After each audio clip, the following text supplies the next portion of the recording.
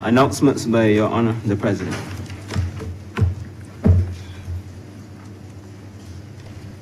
I have been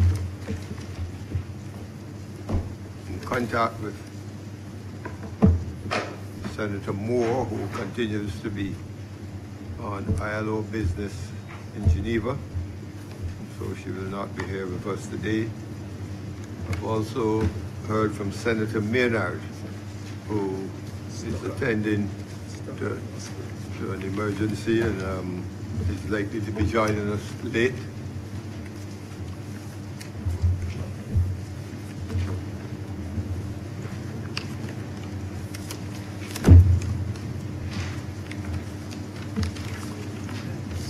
I'm to advise too that we have the minutes of the meeting held on March 13th and March 4th. They have been circulated. I hope everyone has had a look at them. And I'm ready to receive a resolution that they be confirmed. It should be 6th and 13th of March. Mr. President, I'd like to move that the minutes of the 6th and 13th of March be confirmed. The question is that the minutes of the 6th and 13th of March this year be now confirmed. All honorable members in favor, please say aye. Aye. Those against, please say no. I think the ayes have it. Presentation of petitions, presentation of papers, reports from select committees, questions to ministers, request for leave to move the adjournment of the Senate on matters of urgent public importance, statements by ministers or parliamentary secretaries, personal explanations, motions related to the business or sittings of the Senate, and moved by a minister. Mr. President, I beg to move that standing orders 22-1 and 45-2 be suspended for the remainder of today's sitting. Question is that standing orders 22-1 and 45-2 be suspended for the balance of the sitting. All honorable members in favor, please say aye. Those against, please say no. The mentioned standing orders are now suspended for the balance of today's sitting.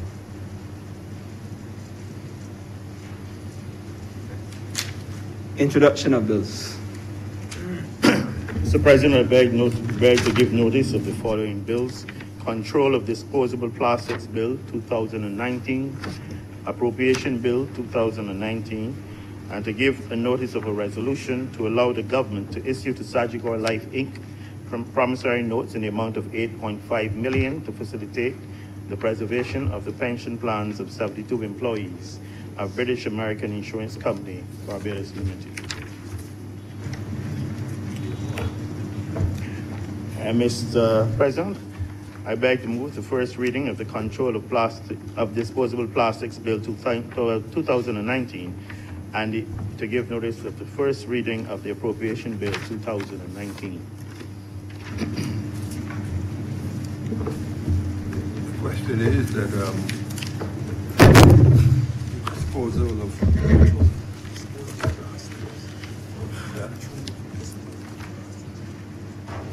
the Control of Disposable Plastics Bill 2019 we now read first time.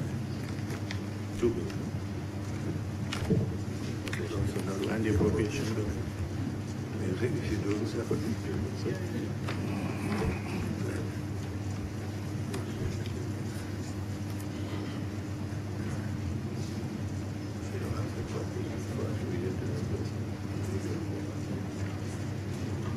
Further question is that the Appropriation Bill 2019 be now read for a second time. First time, I'm sorry. First time. All honorable members in favor, please say aye. Aye. Those against, please say no. We think the ayes have it.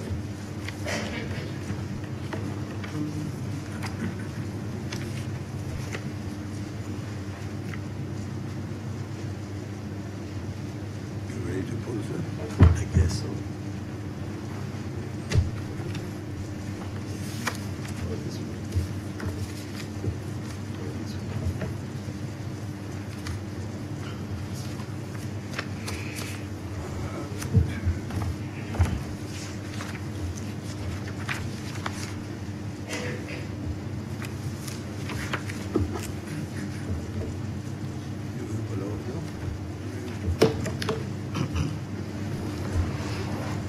public business, order number 3, in the name of the Honorable Leader of the Senate, to move the second reading of the Appropriation Bill 2019.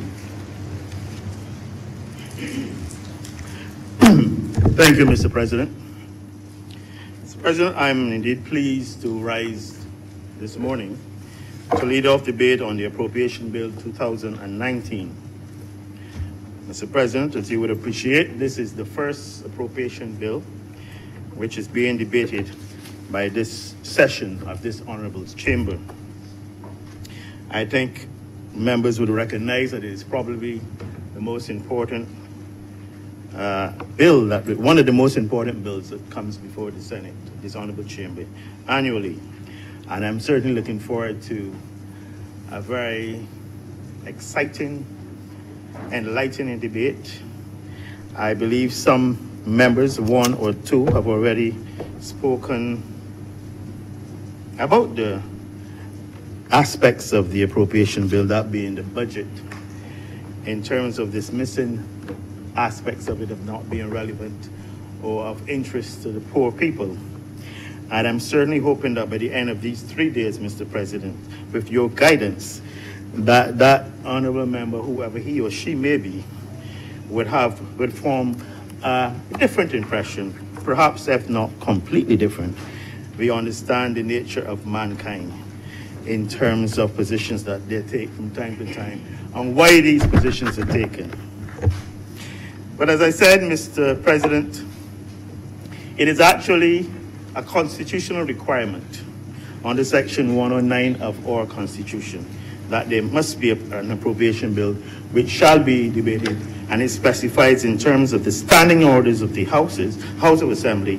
Order 64-1 speaks in terms of the appropriation bill and when it should be debated.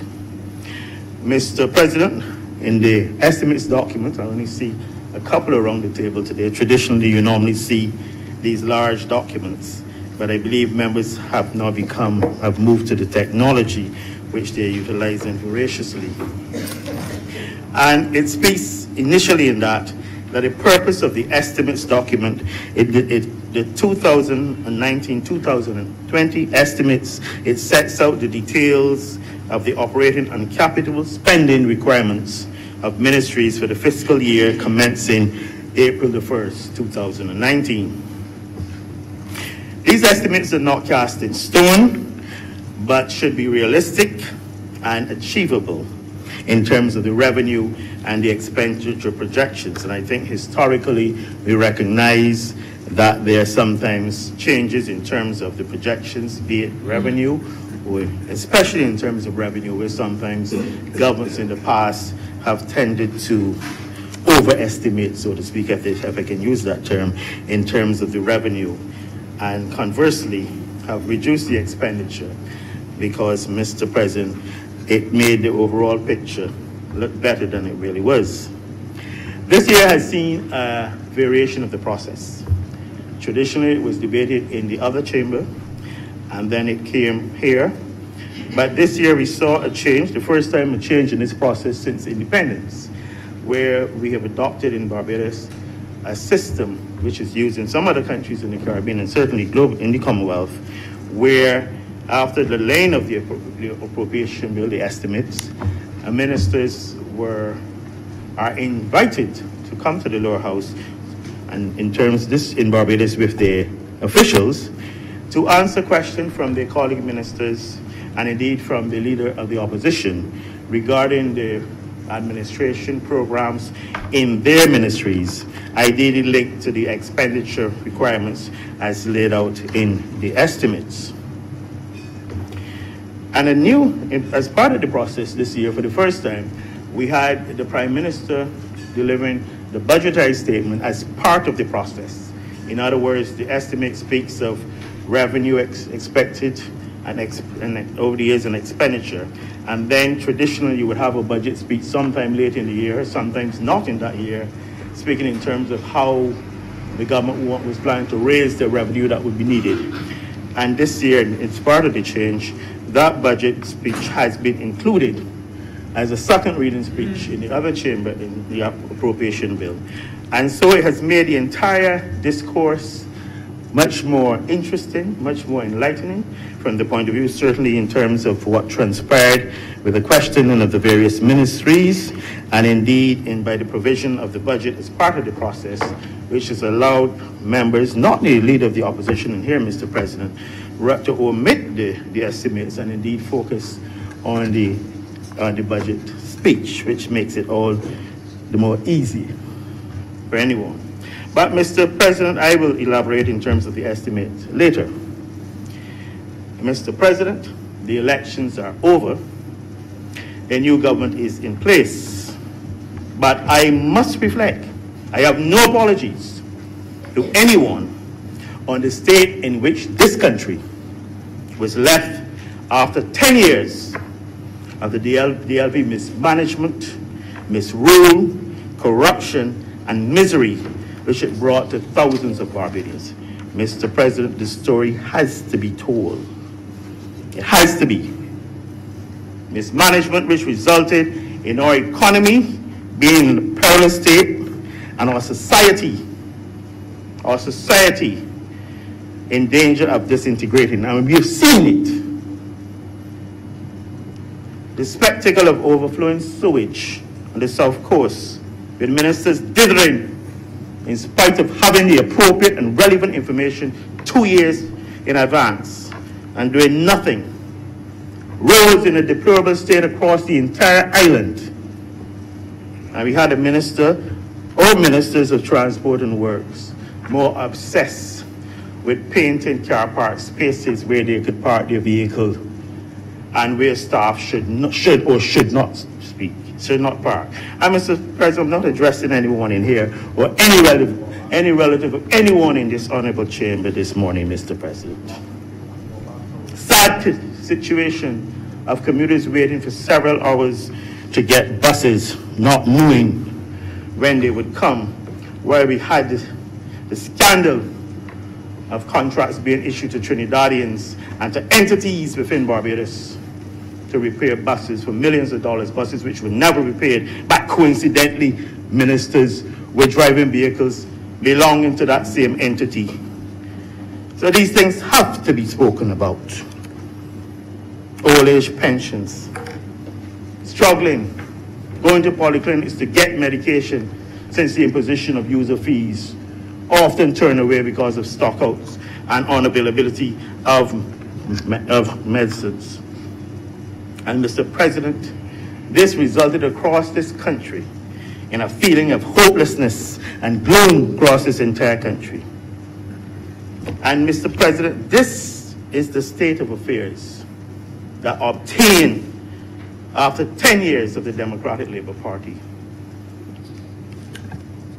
And the irony, Mr. President, was that this was the end result of a government. And I know there are no supporters in here, Mr. President. I know that there are no honorable senators in here or members of any political entity called the Democratic Labour Party. And this was the end result of a DLP government that promised that they would not lie, cheat, or steal. That promised good governance and absolute transparency. That promised pathways to progress.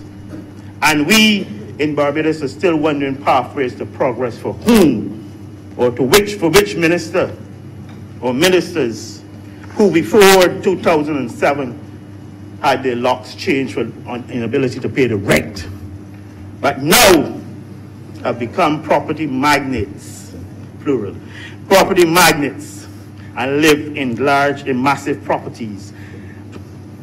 And this same group was strident in saying that the economy was stable and was ready to take off in January 2013 on the eve of an election. They promised that jobs would be secure, but then sent home thousands. They promised that university students would not have to pay tuition fees.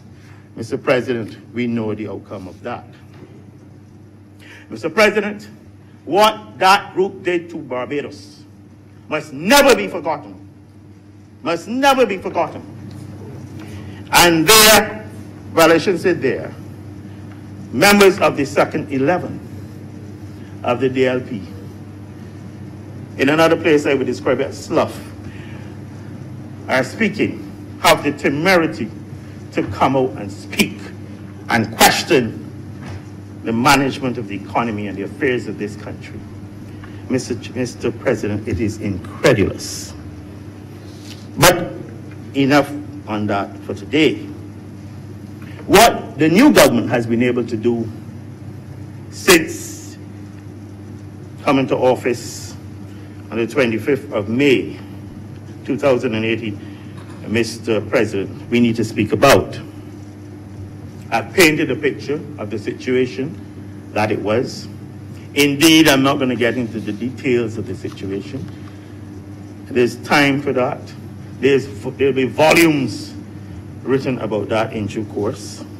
But the government recognized that there was a need to act urgently to address the situation in this country. There was a need for economic stabilization. There was a need to prepare for growth and transformation of our economy and the entire society. They embarked on a project, the Barbados Economic Recovery and Transformation Program, which my colleague calls it the BERT program. I don't know. I'm confused. Sometimes it's Bernie and BERT. Sometimes it is the PPP for FDD. I don't know what that is. That is some entity to which he belongs, which cannot decide yet on if it is fish, fowl, red herring, or indeed a political party. Mr. President, the foreign reserves, which stood at approximately $400 million in June 2018, now stand at $1.1 billion. From a situation where there were 6 weeks of imports, board also, to a situation where it now covers 15 weeks of imports.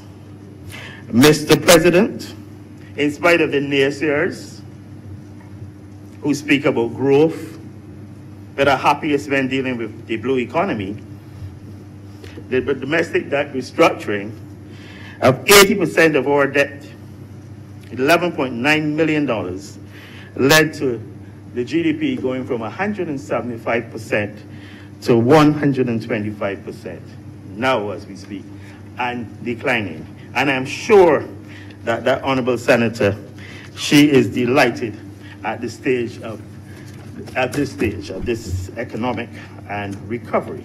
Though being not everything that is expected to be, everything that she would expect it to be, and recognizing, of course, that we don't live in a perfect world. The IMF gave the approval to the BERT program, and we were able to sign on to an extended fund facility, which would make $291 million available to us. We gave to the public servants, to the delight of the leader of the opposition, a 5% increase. We also reintroduced the payment of tuition fees for university students. And we increased the minimum non-contributory and minimum contributory pensions. There's the trust loans program to assist small entrepreneurs. And we have made tremendous progress in addressing the South Coast sewage problem, Mr. President. I believe you will be aware of the offensive stench in the situation in which that part of Barbados was only a few months ago. And indeed, through the hard work and the determination of the members of the staff of the Barbados Water Authority, and with assistance from some consultants, that we have been able to remedy the situation. It is not completely sorted out. There's still a lot of work to be done in that process, and I will speak to that briefly later on. A number of persons have lost their jobs. This is, as I said, it's regretted, but government has tried to make the suffering, to ease the strain, so to speak, and has established a household mitigation unit, and is looking also in terms of the retraining of these persons so that they can be employed in other aspects of the country and society. to make their contribution. Mr. President, in terms of the estimates, a general overview of the estimates, honorable members would see on page 1 of the estimates document that it speaks of a review of the estimates for the fiscal year 2018-2019, and it speaks to the revised estimates of expenditure and of revenue, and that is detailed there. What I can say is that these estimates, if you look on page 2, you will see at table 2, they speak of up to December 2018 with projections January 2019 up down to March 2019. In terms of updated information, I can share with the Honorable Chamber that in terms of the current revenue, preliminary information received from the Accountant General indicates that the revenue for the period 1st of April 2018 to February the 28th, 2019 was 2,569.4 million, an increase of 139 million, or 5.7% more than current revenue for the same period in the fiscal year 2017-2018. And this is good. It goes on, and I'm sure that honorable members will be aware of this, that corporation tax, property tax, that these realize 918.4 million, which is 94.7 million more. This is up to February, or 11.5% more than that collected for the corresponding period in 2018. Corporation taxes, the revenue garnered from that increased by 40 million, and property taxes increased by 27.7 million. In terms of indirect taxes, there's an increase of this in revenue of 22.8 million over the corresponding period in 2017-2018. And receipts of VAT totaled 838.9 million, an increase of 48.2 million over the corresponding period 2017 and 18.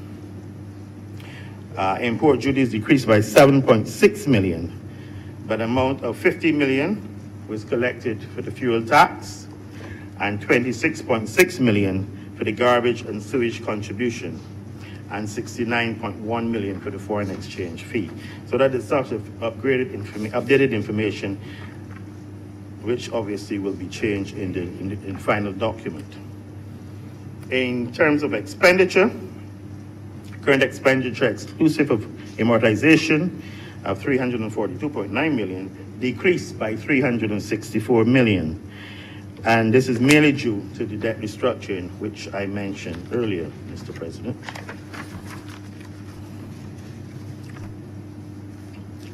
Presently, the fiscal surplus of 109.7 million represent a 1.1% of GDP at market prices. And the present primary balance represents a surplus of 471.4 million at this point in time. Mr. President, members look at the tables, table 4 through to 10, I believe. They can see in terms of the trends, in terms of the increased revenue that I spoke about. That is there on table 8 and 10, I believe.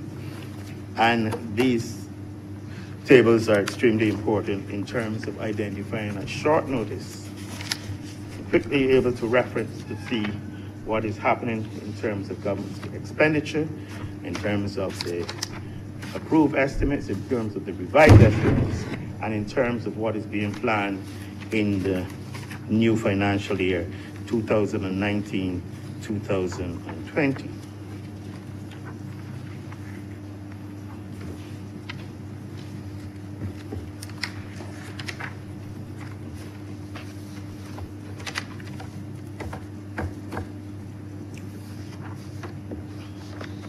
Mr. President, I mentioned in my opening remarks about the introduction of the budget, the budgetary statement, into the process in terms of indicating how some of the revenue will be obtained by way of taxation or otherwise. And this has been well ventilated in terms of the budgetary measures. And a lot has been said, certainly in terms of taxation as it relates to the poor and who will really benefit. I believe the first thing I perhaps to speak about is in terms of the personal income tax. And I think it is recognized that this was a burden on some persons, and government has recognized this. Indeed, I believe in the budget last June, I stand to be corrected, in terms of the tax bands, they were adjusted. Now they're being adjusted again, but this time in the direction in which I think all honorable members in this chamber will be well pleased. Plan is that persons working up to $25,000 will now be entitled to verse tax credit of $1,300 annually. This, I believe, extended up to persons who were earning less than $18,000. It is now being extended to $25,000. And indeed, persons working for up to $35,000 will not be paying income tax. And the tax bands, which currently on which a rate of 16%, 33.5%, and 40% are applied, will be abolished on July the 1st. The first tax band will be $50,000 and under, on which the rate of 12.5% will now be introduced. And the second band will be those earning incomes between $50,000 and over, on which 33.5% instead of the 40% will now be applied. As I said, the reverse tax credit will be extended to persons who are earning $25,000 or less. And I believe, Mr. President, this is clearly aimed at those persons in the society who are less well off, and this certainly is giving them ease in terms of taxation, and clearly is directed at those who are less better off in the society. In terms of property tax, this is expected to yield about $61 million. The tax on vacant land will go from 0.8% to 1% for lots over 4,000 square feet. Certainly in an effort to encourage persons, rather than leaving vacant lots overgrown and unkempt, and providing comfort for vectors like rats and other rodents, that to develop their lots and try to make some money out of them rather than paying increasing land taxes. For properties valued between $400,000 and $1,000, that is your category, the rate goes from 0.8% to 1%. For the cap increases, but the cap on it told you pay up to $60,000. And indeed, for non-residential owners, it goes from 0.7% to 0.9%. Indeed, I said this is intended to raise $61.9 million in terms of revenue. There will also be increases in terms of the interest on withholding taxes, and in an effort to yield a further $7 million, there will be changes in terms of the items on the VAT, which move from the zero-rated schedule, and this is available in terms of the information. So again, there's expected to be some gains there in terms of that adjustment to the schedule in terms of VAT. When it comes to the villa and the room rate levies and the hotel aspects, government has made some changes in terms of the villas and the room rate levies to yield an additional $15 million as is anticipated. And in terms of gambling and the lotteries, government is expecting to raise another $17 million there to offset some of the decreases in terms of the changes related to the income tax bands. They'll also be looking at in terms of the commercial water rates, And those were, in a nutshell, some of the main issues. The matter of bus fares going to $3.50 has caused some consternation, but I believe many honorable members in this chamber well recognize that there was plans and that certainly the outgoing government had within its possession the recommendation to increase bus fares to $5. And I believe there was some measure of, I don't want to call it anger, that the Barbados Labour Party government has only increased the bus fares to $3.50. We recognize that this can be quite significant for some members of our society and those who have to use public transport. I'm coming to that, Mr. President. But certainly there's been this announcement in terms of discounted fares, persons being encouraged to buy books of 10, 15, 14, and 20 tickets, and which will be discounted. They can probably end up paying $3 instead of $3.50 per ride. And I understand the feeling. I mean, persons using the bus to get to work, to get from work, some people have to take two buses, have to transfer from one bus to another, and it is nothing to be taken lightly. But you have a situation where the Transport Board was earning, I believe, roughly about $25 million in revenue per year, and government having to provide $60, $70 million some years. And that is certainly an untenable situation. Government has not privatized the transport system as such, but endeavoring to recognizing it will still have to assist the Transport Board, but also recognizing that it will need for additional income. There's talk also in terms of the fleet. We've had difficulties in the transport system in terms of dealing with the Transport Board in terms of the shortages, buses down for repairs, for a lot of spare parts. The issues we've had, I mentioned in my earlier presentation, related to contracts offered to various entities in terms of repairing the buses and what happened in the end. And I think the government is looking at the entire process, recognizing that there needs to be an efficient, well-ordered service, one that is reliable, and one that, in spite of the challenges, that eventually you reach a situation where the average Barbadian will be satisfied with the service that is provided. So that is as it relates to the Transport Board. Mr. President, I spoke of the Barbados Economic Recovery and Transformation Plan. And indeed, Mr. President, members will be aware that there is a monitoring committee which has been put in place to ensure that targets are met and that we are on stream with the targets that we have set in terms of this program. And I'm happy to report, I'm not gloating, it's still early days yet, but certainly by the end of December 2018, we had met, that is Barbados had met the criteria in all areas in terms of performance criteria. There was talk of a flaw in central government primary balance, and although the revenue collection was below the target, the reduction in expenditure more than compensated, allowing the primary balance minimum target to be surpassed. In fact, the target was 257 and the actual was 348.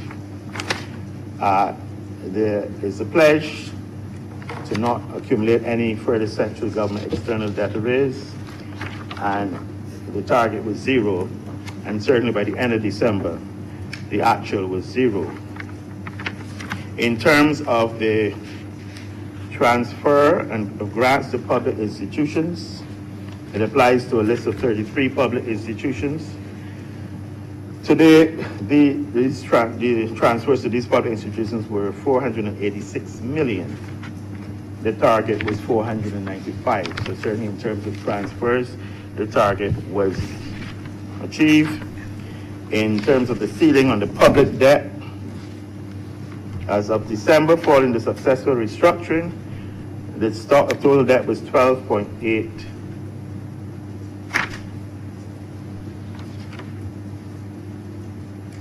thousand million versus the expected, the cap was 13, so you're below that. In terms of the central bank, on the net domestic assets of the central bank, there was 1.763 million versus a ceiling of 1.97, not one, sorry, 1,000, sorry, Mr. President, 1,977 million, give me the mistake, I have a point. They have a full stop between at 1,000. In terms of the net international reserves, in December it was 830 versus the 531. And of course, the honorable senator said, the reserves have been boosted by $350 million of loans from the IDB and CDB. That is not a secret.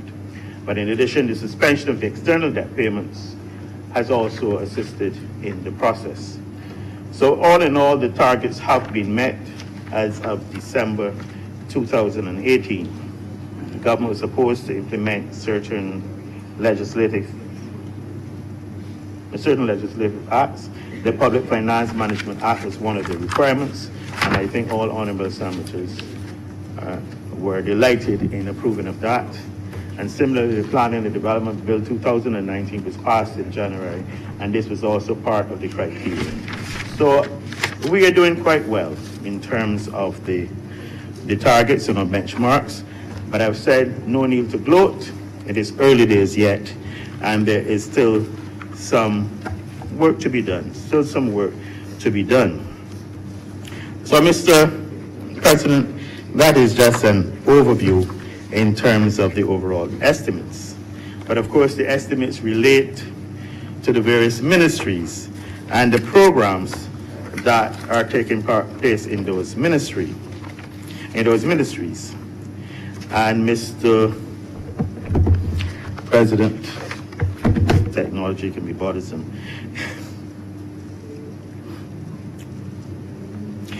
Of course, I have responsibility for the Ministry of Foreign Affairs and Foreign Trade. So I will no doubt start with that ministry.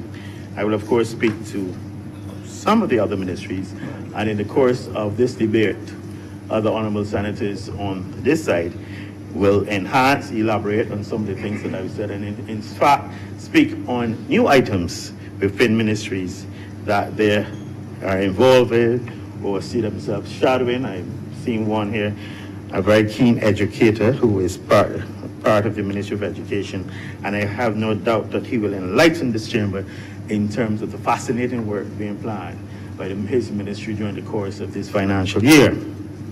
But in terms of the Ministry of Foreign Affairs and Foreign Trade, people often ask, what is the ministry?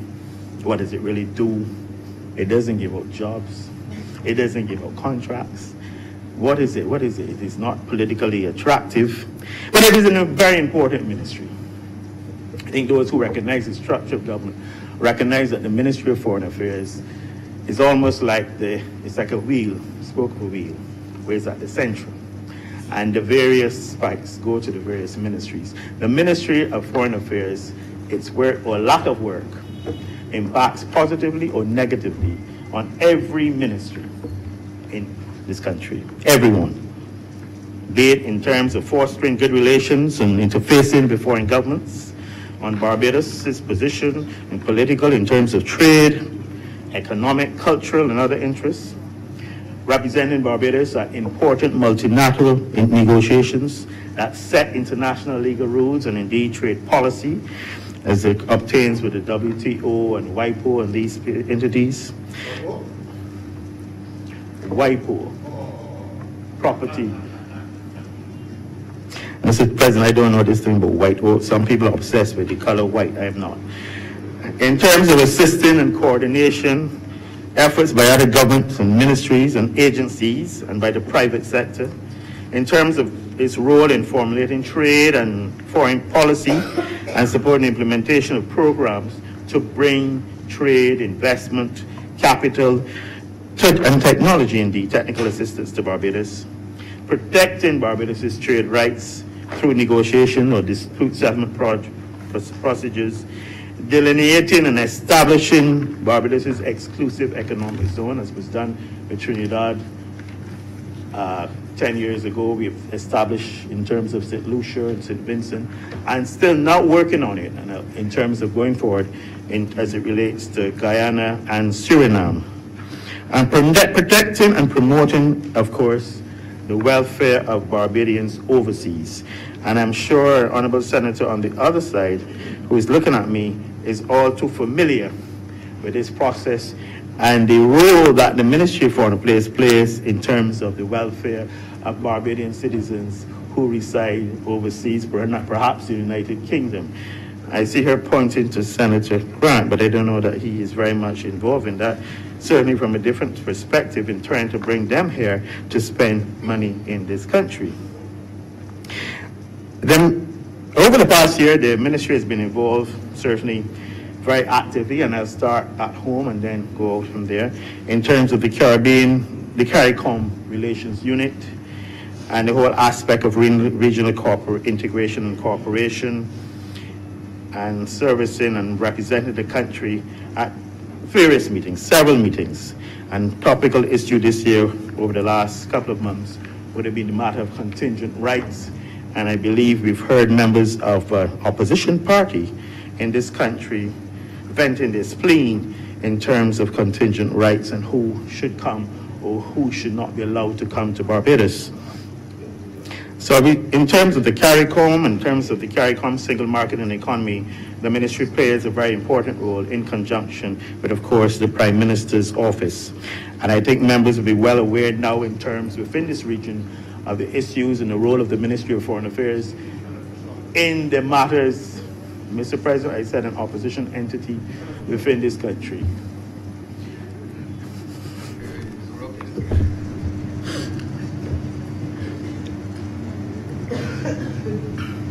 I never accuse the honorable member of venting his spleen. I don't even know if he has a spleen left. You're not referring to anyone here. Indeed, I wasn't speaking to anyone in this chamber. I would assume so. Yes, Mr. President, I certainly wasn't. I was about to mention the whole issue of Venezuela, which is the CARICOM is involved right now in terms of trying to carve out a process of dialogue, recognizing that we see the Caribbean as a zone of peace, that we believe in the UN Convention, certainly in terms of non-interference, non-intervention, and the non-use, certainly, of arms in going into countries, etc. We are having, I think members will be aware that there have been negotiations in CARICOM. 3 countries have been identified as the lead countries in this process. St. Kitts and Nevis, which is chaired by the Prime Minister, who is the current chair of CARICOM, the Prime Minister of Trinidad and Tobago, and the Prime Minister of Barbados. And those are the 3 that have been mandated by CARICOM, by the heads of government. Most recently at the St. Kitts Intersessional meeting, it was agreed that this is how the process will be led, that those 3 prime ministers will be involved in the discussions. They've been to the United Nations, they've met with the Secretary General of the UN. They took the opportunity to meet with some leaders and also ambassadors of countries. They've been to Montevideo to meet with the Mexicans and the Uruguayans, and looking at the whole process, the Montevideo mechanism, which speaks to the need for dialogue, the needs for negotiation, commitment, and implementation of a process to bring about an election. So that is where the process is. Honorable members will notice that there's been a sort of pullback or retraction in terms of the comments that were formerly made by entities. For example, the European Union, which I believe it was back in February, gave some ultimatum that there must be this by in 8 days or else. And February has passed and March has passed. And there's seemingly a stepping back where more and more countries have come out openly, certainly within the Lima Group, and stated their reluctance and reticence in terms of any intervention, certainly military intervention, into Venezuela. So the process is a very flawed one. I believe honorable members would, some of them would know that there was a meeting with some of Guaido's senior people, and indeed by Mr. Guaido via teleconference on Saturday evening, and that was held here. It was the Canadian government which facilitated the entire process. Of course, while this was going on, there are leaders who were in Florida having a meeting with the President of the United States. And I don't think that members should feel that they necessarily had anything one to do with the other. I believe from what I can garner, the discussion centered, I was told, indeed, on trade and surrounding trade and building relationships, certainly in terms of the Caribbean Basin Security Initiative and the Caribbean Basin Trade Initiative. Certainly that is what I've been able to garner so far, reading the statements from the Prime Ministers of Jamaica and indeed of St. Lucia. The process continues this week, however, where CARICOM Secretary General and Prime Minister Timothy Harris will be going to Quito, where they were meeting between the Lima Group, the EU, and we have been invited to participate in this process, looking to bring about a resolution to the process through negotiations, through looking at how we get to an election. And indeed, it is a very sensitive discussion, very sensitive, and obviously you have to involve communication between both sides. So that is the CARICOM position in terms of that. And that is the main thing that is engaged in our attention.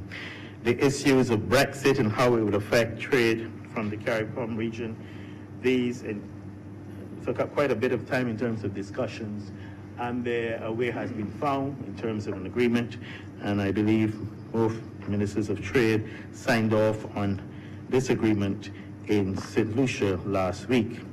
Having said that, there's still the matters of the ACP and the Cotonou Agreement, which expires in 2020.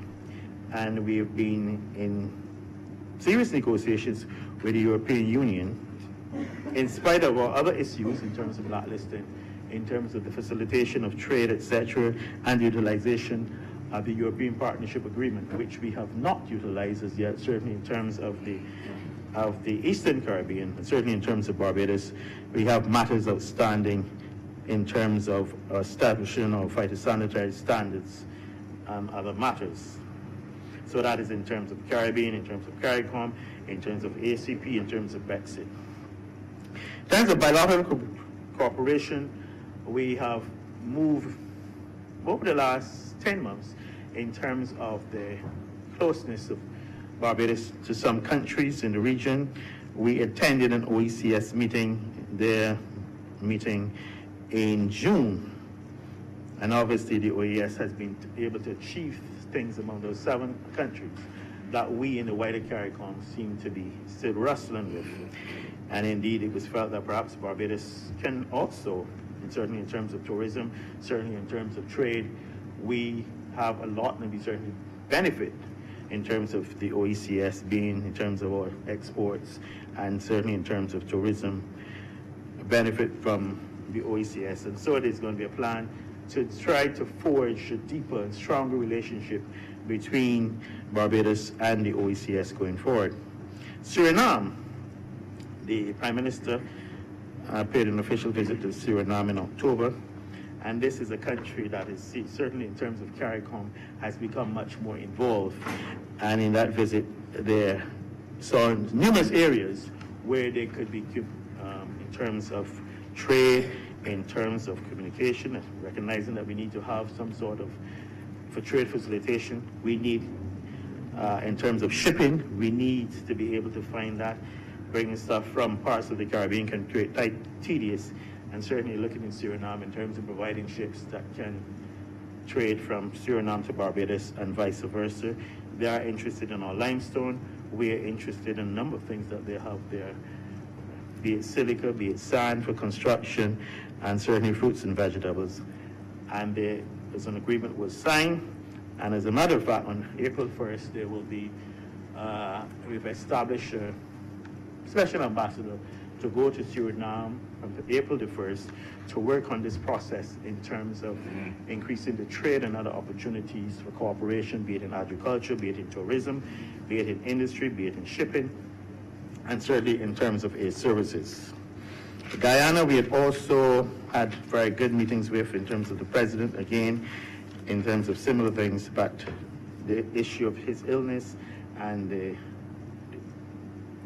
I wanted to be careful in terms of the presence of a government, if the government is still intact when there will be elections, so that is on hold.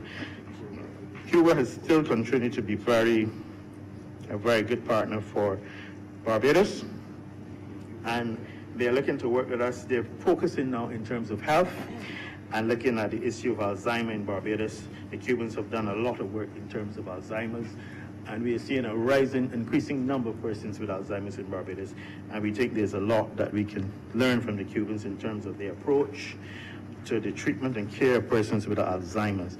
And also they're doing some very interesting work in terms of diabetes and lung cancer, and these are the issues that we will be involved in.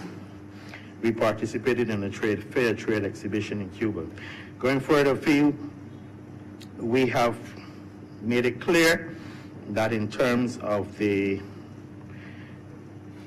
Barbados's relationship with countries, we are looking to strengthen and deepen our relationship with current countries in which we have relationships, but recognizing the changes and the fluidity within the global system, where partners who at one time were very committed, like Barbados, need to survive, always remembering that we're committed to the fact that we see ourselves as friends of all and satellites of none.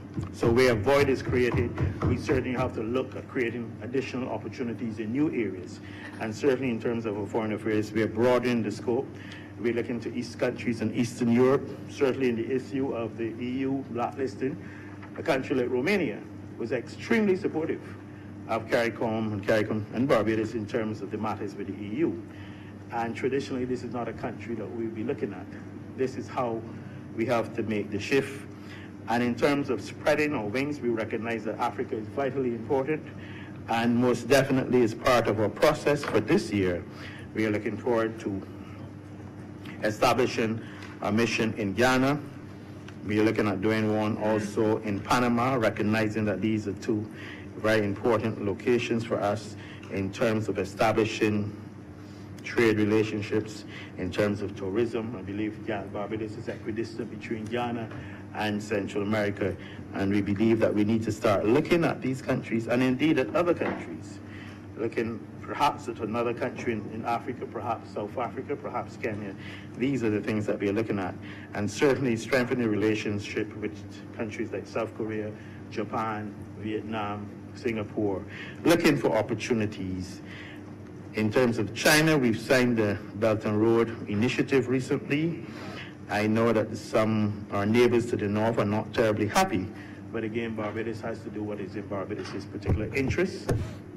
And we are mindful of the issues that have occurred in Indian Ocean countries like Kenya and certainly Sri Lanka in terms of the assistance and being unable to pay. But I believe that historically, Barbados, except for a slight hiccup over the past 10 years, has been committed to sticking to and paying our bills. So I think generally, globally, those are the main things that I think that we should speak about in terms of health, of foreign affairs.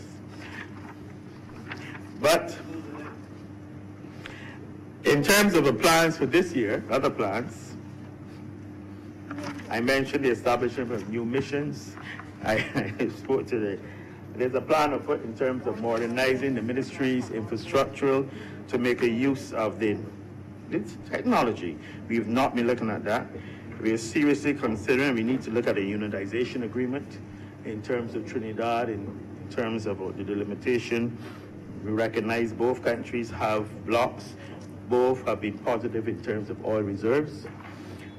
We have to be aware that one of our blocks borders that of one of Trinidad and Tobago, and in these days of technological advances, I'm sure the Honorable leader of the opposition in this chamber will recognize that there's always a possibility for someone in Trinidad to dig vertically and then horizontally and across that line of demarcation. And so there's need urgently for us to have a unitization agreement establishing that both countries will benefit from what each one extracts.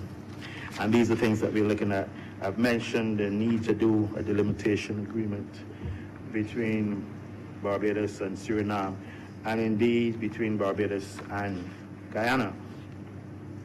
I mentioned the issue of South Korea, the interest in Barbados and the Caribbean, and we are planning to host the Korea Caribbean Forum. South Korea has been traditionally hosting this, and we are seeing a time to bring them to the region, especially to Barbados, to see how we can perhaps benefit from their assistance. Countries like Morocco have reached out in terms of offering assistance. I believe the Ministry of Agriculture gets tons of fertilizer from Morocco free of charge to be distributed in the agriculture sector in Barbados. And they're looking at other areas. They're interested in terms of further assistance, culturally, in terms of tourism, in terms of the diplomatic school, in terms of providing a facility where Barbadians can go to Morocco and have access to the training there. All members are aware of the next year, the 2020 gathering, and of course the ministry has established a unit and is working assiduously with its overseas missions to make this a success. And I guess all in all, those are the matters to which the Ministry of Foreign Affairs will be dealing with in the next financial year. Mr. President, tourism and international transport is vitally important in terms of the economic stability and the economic development of Barbados. And we see it as a very important one in terms of the Ministry of Foreign Affairs. We work very closely and would like to work even closer at times with the Ministry of Tourism and International Transport. But regrettably, in Barbados, still there's this issue, this silo effect among a number of ministries, which has to be addressed. I believe I've raised it before, and it is something that we will have to look at, where oftentimes the communication between ministries is not what we would expect it to be in a small society where we're all working towards one final solution. But I'm saying that in general, not targeting tourism, but that applies to generally all the ministries in terms of tardiness, in terms of responses, and it needs to be dealt with. But in terms of tourism, we've seen increasing numbers of visitors in terms of cruise ship passengers, and there's no complaint about that. In terms of visitor spend, that seems to be increasing, not at the level which we would expect at this point in time, but rising. I gather that there's interest now in Lufthansa in terms of bringing more German tourists into Barbados. But we have, in terms of the development, our hotel sector has been suffering in terms of the numbers of beds available. And we have not been making a lot of progress in this area. And certainly this year, we'll be pushing. There's the issue, the vaccine or semi-vaccination issue, sandals. And I believe this is very well ventilated by the Honorable Prime Minister last night, and certainly in some of the media, in terms of the concessions that were granted to sandals by the previous government, where we are attempting or trying to honor them, but they're now requiring even more. And I think the Honorable Leader of the Opposition was probably the person, this is his favorite area, this whole issue of these concessions, and a situation where more is given, more is requested. I can't say just requested. And there comes a time where both sides would have to stop and take stock. And hopefully common sense will prevail and this matter will be resolved in terms of Sanders' further development. I believe it's a beaches property in Barbados. The Hilton, the previous government had made plans in terms of selling the Hilton. I believe it was for $150 million, barely enough that would have covered the debts. The government has now negotiated a new arrangement where the government will maintain ownership and an entity will be investing $40 million in the whole process of refurbishing of the hotel. And of course, there'll be a sharing of profits. So the government will be indeed making more in terms of profit in the end and retaining the project. The Hyatt, which has been contentious, there's movement in terms of getting the Hyatt project started. Indeed, there are plans to, it was felt that in terms of the limited area, that it was restrictive in terms of provision of services. And the plan is to extend the footprint for the Hyatt, and the government is looking at the compulsory acquisition of a certain center in that area to make provision for expansion that would allow the Hyatt to have 350 rooms. Sandbars Hotel, a project that has been going on for some time with Chinese funding, part funding, and the government recognizes that this is a major capital expenditure and affects our debt status, and asserting the RFPs for new equity investors or sale will be going out shortly. Already persons, entities have expressed interest in this project. Caribbean, which looks like an eyesore on Hastings, I gather that there will be a brand new 170-room hotel there within a not too distant future. And Blue Horizon is to be refurbished and extended to have 189 rooms. So things are looking good in terms of the provision of hotel rooms in Barbados. And I'm sure that my colleague, Senator Grant, will certainly elaborate and parade in this matter, he being the president of an entity that is involved in this entire process. Meanwhile, the government is serious. We've looked at the whole process of development. We've looked at the contour and the environs of the Carlisle Bay Center, recognizing that it is indeed one of the most panoramic views or beaches, certainly in this part of the world, and that it has areas that can be further developed.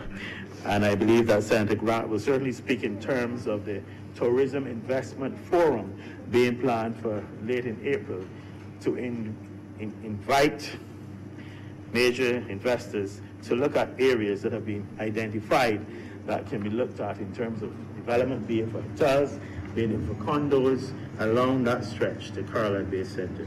And Mr. President, if you saw the pictorial representation of what is possible, I believe you would be shocked. I move on to the Grantley Adams International Airport, and with the increasing numbers of visitors to the island, the increasing number of persons traversing that airport, there will be needs for expansion and indeed further expansion. There's a new departure lounge, an extension. There's an ongoing plan now of paving the runway, sorry. But also the government recognizes that major countries, major cities in the world, airports are not owned by governments. Indeed, the Charles de Gaulle Airport in Paris is not owned by government. Gatwick has been owned by a Nigerian for some time now. And certainly that is the movement in the Caribbean, in Jamaica. Both airports are owned by private entities, and that is a trend. And indeed, the move in Barbados will be to look at a leasing and expansion arrangement. And you will hear more about this in the not too distant future. There's the vexing issue of the introduction of the kiosks, which the government has been trying. It started with the previous government trying to introduce it, and have met some resistance as expected from at various levels. It is always a thing of introducing something new, and where persons who are accustomed to doing things manually recognize that the machine might replace them, and not that they might be displaced from work, but they might be displaced to another work area where their services are required. And so there's that resistance. And then, of course, there's the issues of technical faults and technical issues. And I believe we started off again in earnest in January in terms of the utilization of these kiosks, but we ran into problems in terms of the servers and the issues of security over the last week. But this is being worked out. Mr. President, in terms of the whole matter of customs, that is an area which the government is most urgently seeking to address. In terms of the other house, there would have been a provision made I believe a week or two ago, in terms of the allocation of $700,000 to deal with that whole system. It was the last time the Barbados Labour Party formed the government in 2006 that Asikuda Plus system was introduced into Barbados. And I'm sure the honourable member, the honourable leader of the opposition, remembers this, because no doubt he was active with in his union leadership. I believe he was recognizing he was representing about 22 people in terms of this movement to Asikuda. Sorry, Mr. President, 100, and he corrects me.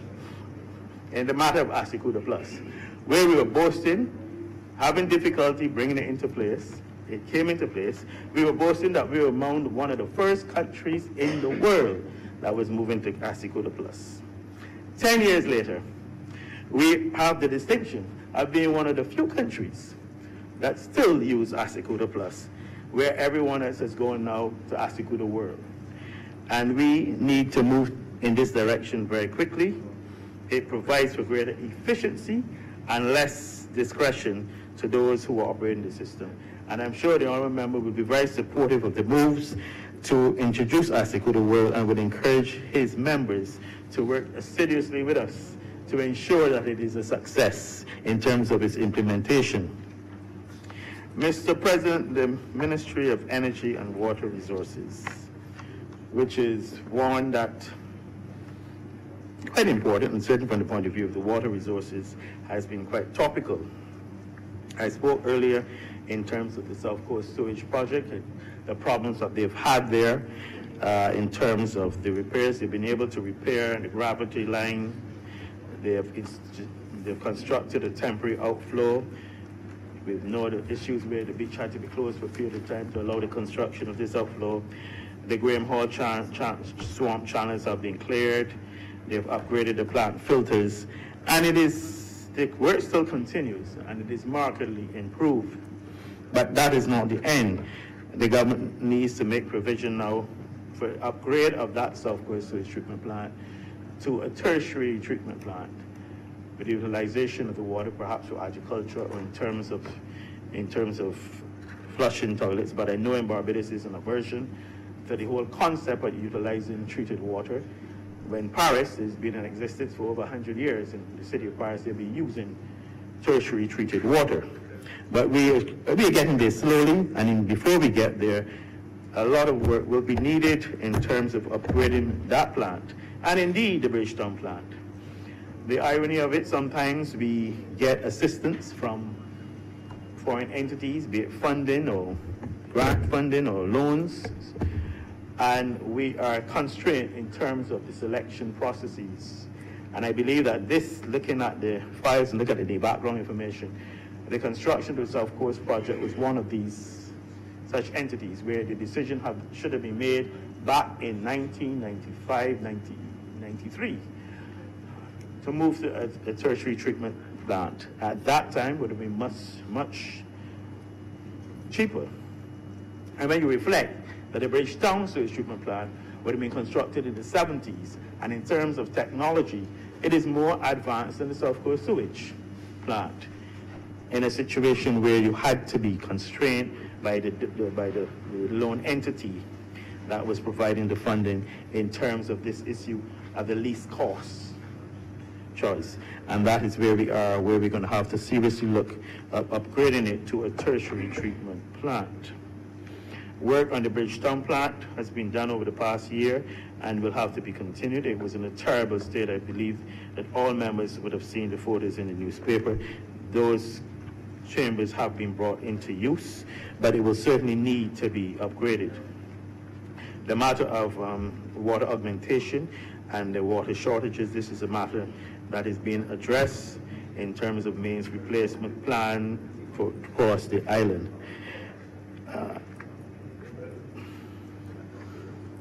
This ministry also has responsibility for the national energy policy.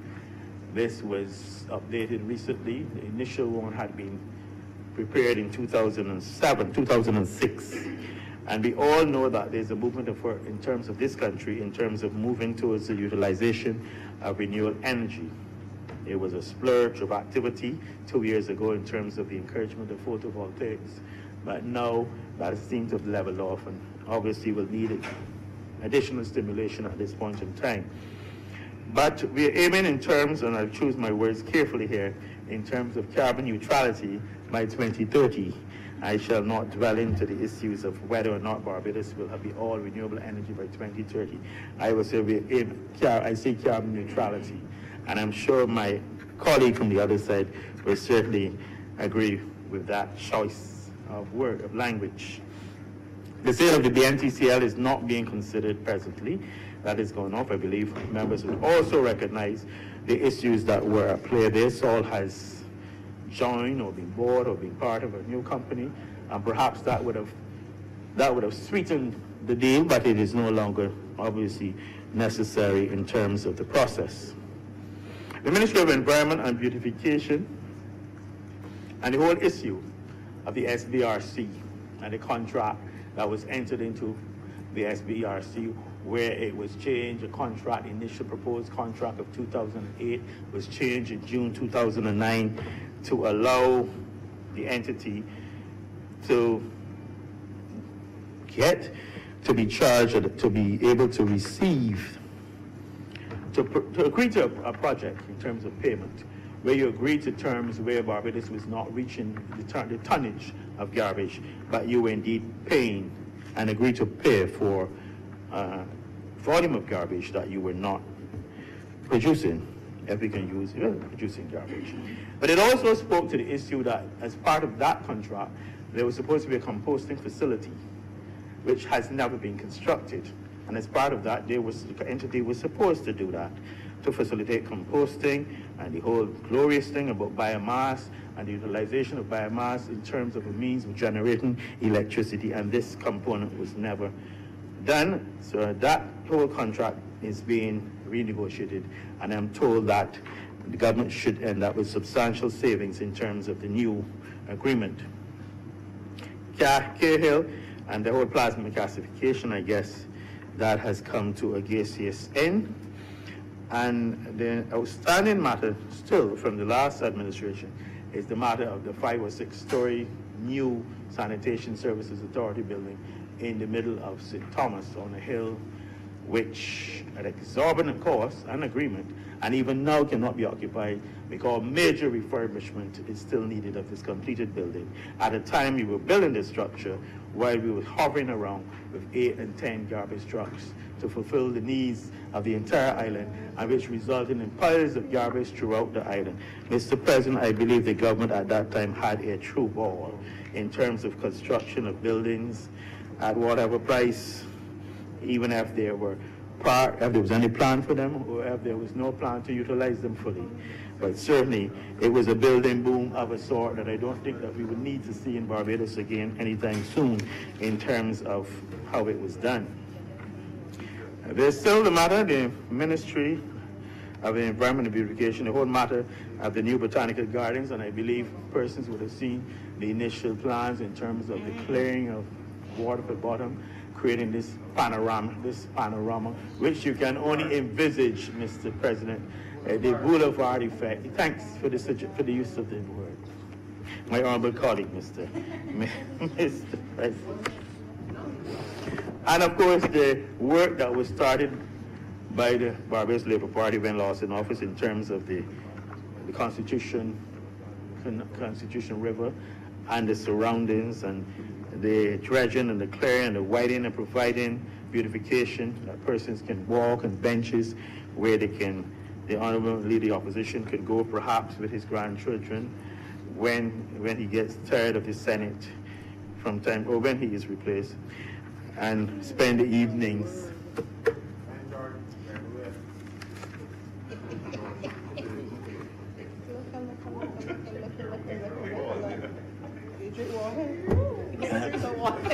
It was a good time to, Mr. President, that was a good time to have a glass of water. Let me move, Mr. President, and I'm trying to move against the clock. I really want to finish by 1.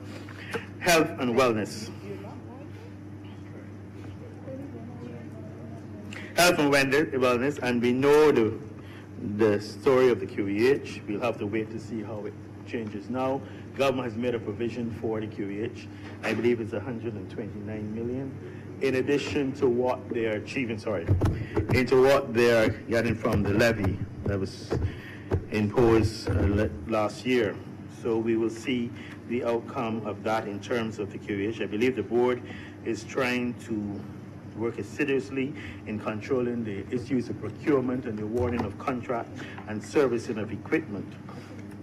And I believe that the procurement manager has resigned, and I last heard that the CEO has gone on sick leave. I believe he's on leave. Perhaps the honorable senator in this honorable chamber might be able to enlighten me as to shed some light, perhaps, Mr. President, because I'd be delighted to find out if while he's on this sick leave, he is playing any golf with any former member, playing golf with any former member of a cabinet of Barbados, or of any relationship to any member within this chamber. Mr. President, the expansion of A&E has been spoken about in the Prime Minister in her budget in June, almost immediately after coming to office, and recognizing the situation, the sad situation that's still obtained there in terms of the waiting time. And I've gathered that the project has started. Already they've instituted a system where there is medical triage. Formerly it was nurses who did the triage.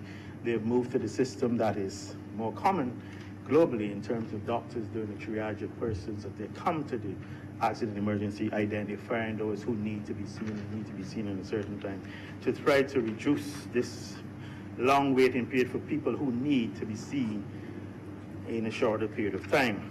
They've also established, I believe it's called a minor emergency unit, which deals with things that oftentimes in the past, people with nail punctures or lacerations would be there for several hours being waited to be attended to while the emergencies were sorted out. So they've created a minor emergency unit.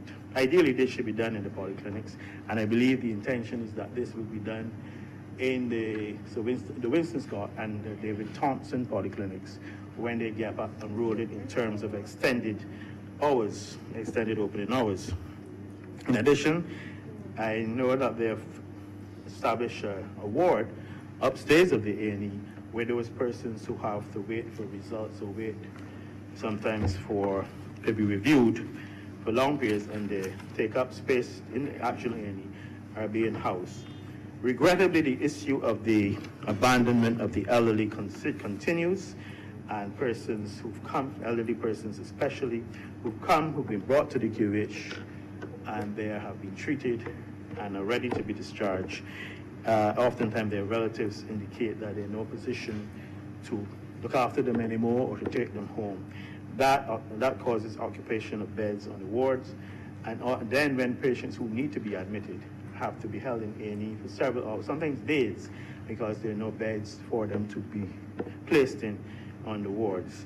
And this process has to be addressed. Years ago, the Barbados Labour Party government established, I believe, Mr. President, I happened to be the Minister of Health at the time, an alternative care of the elderly program where government provided for private nursing homes, so government paid them, and provision is indeed in these estimates for that to be accommodated. Those are the ones who just required basic care, and these entities were required, and it was regulated by the ministry in terms of having nursing staff, in terms of nutritional state, having a doctor visit, and the government would pay, the Ministry of Health would pay these providers to look after these people, so that you move them out of the system, so you were able then to move persons from the QH to the geriatric system and into the alternative care of the elderly program if they could be accommodated and they could be managed. For some reason, we discovered recently that the funds, although approved, were not being utilized, and the ministry is moving assiduously to deal with this. They found out that they could accommodate up to 240 people, but they were only 170 people were being in the system at that point in time, yet the funds had been provided.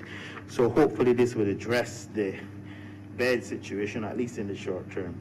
But certainly we have to plan globally in terms of addressing this situation, which is annoying, vexing, and indeed recognizing that these people were the builders of Barbados and in the latter years need to be looked after properly, and certainly would have done and made sacrifices for their relatives and then to be abandoned. The medical aid scheme is still in place, and this provides obviously for persons who require treatment outside of Barbados or treatment in Barbados that is not available at the QH. The decentralization of the ambulance service, I believe we are back to square one. It was in 2005 that we started the Arch Hall process where we deployed ambulances to the north of the island. Over time, and through the excuse of refurbishment of the fire station, I believe that has been completed, but the ambulances have not been allowed to return. And this certainly helps in terms of the response time in an emergency. The time it takes to get an ambulance from Bridgetown to St. Lucie, vis-a-vis having that ambulance in Arch Hall and it going to St. Lucie and getting that person to treatment. So it is something that the government seriously has to address, and the possibility of deploying. I see in the estimates that there's provision for an ambulance this year. They will certainly need to look at possibly deploying an ambulance at the David Thompson Polyclinic if it is going to be open 24 hours a day. There, Mr. President, is one issue that I want to raise here, and it is in terms of HIV/AIDS in Barbados, a treatment program. Barbados has made all. Barbados has done extremely well in terms of the management of HIV/AIDS. I believe it was one of the first countries in the world. It was certainly one of the first countries that made antiretroviral medication available to persons who needed it. We have done that continually since 2002. Both, whichever government has been there, has done that. Of course, the medication is oftentimes expensive. And we've managed in terms of World Bank loans over the period to continue our program. And had major injections through the President's Fund, the PEPFAR Fund, I believe when it was President Bush who started this.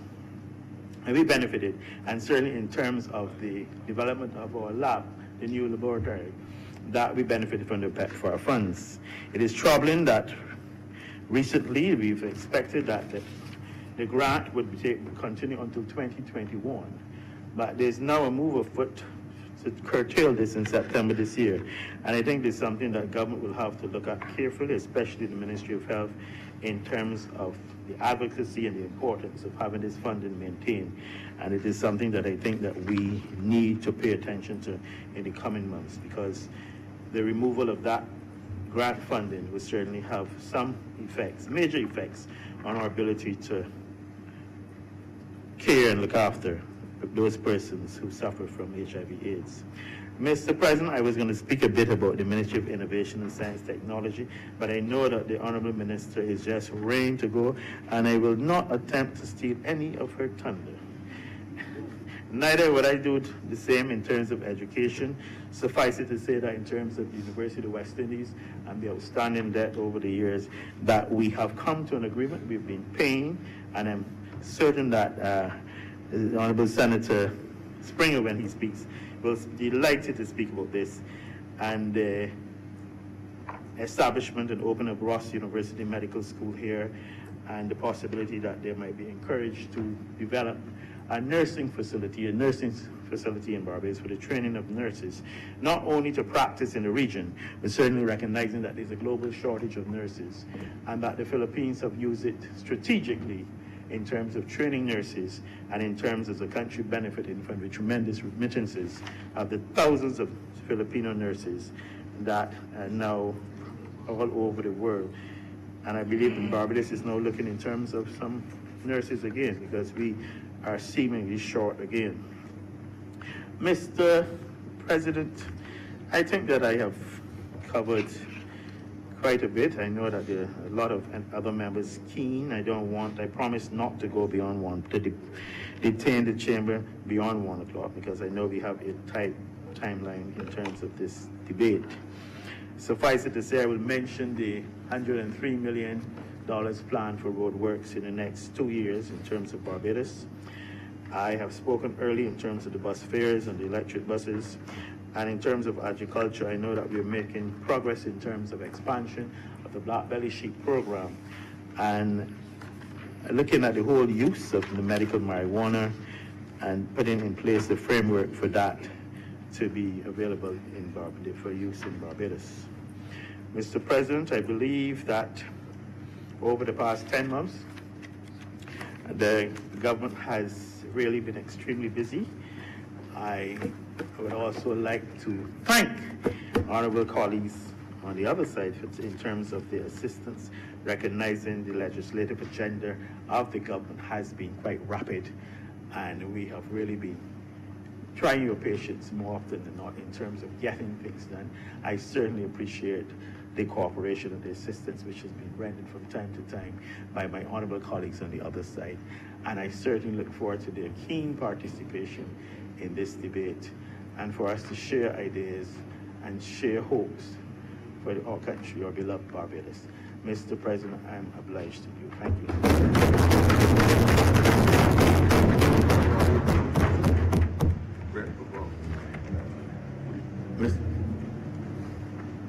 Sorry, I'd like to move that the appropriation bill be read a second time. Question is, this appropriation bill be now read a second time. Yes. I recognize Senator Franklin, but it is also a convenient hour for it's 1 o'clock. He wants to speak. Yes, he wants to speak. That's what I want to do. Okay. That's what I was trying to do for one. Mr. President, I beg to move that this sitting be suspended for 1 hour until 2 p.m. for lunch. The question is that this chamber will be now suspended until 2 o'clock for 1 hour. All honorable members in favor, please say aye. Aye. Those against, please say no. We are now on suspension for lunch and be back at 2. Let's go for 1 hour.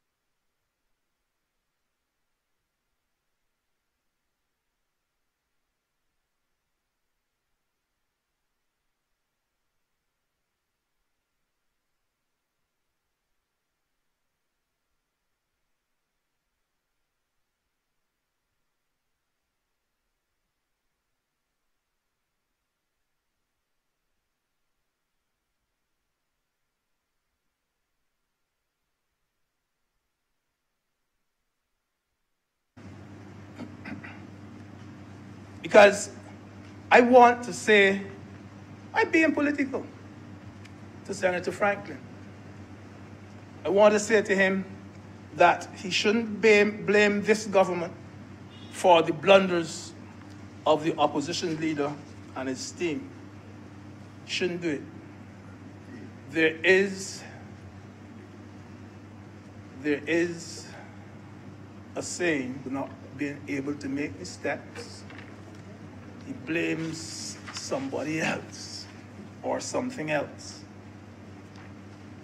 It was question time. It was question time on the floor of the House. And the ministers should have been asked some hard questions.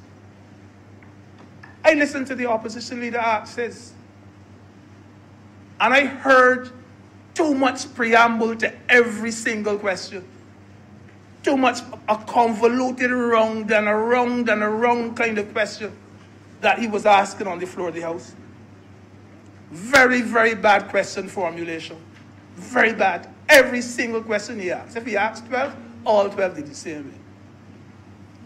Sometimes the question he asked was the answer. Sometimes the question he asked was the answer. That's a fact. That's a fact. The way the question was put very often determined the answer that was given. That's a fact. There were no embarrassing answers. There were only embarrassing questions. Some of the questions he asked were speeches. They were speeches.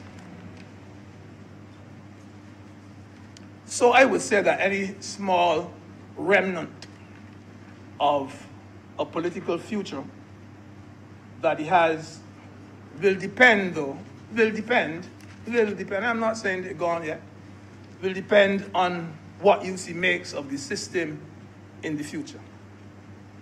A system in which he is in a privileged position to steal the show.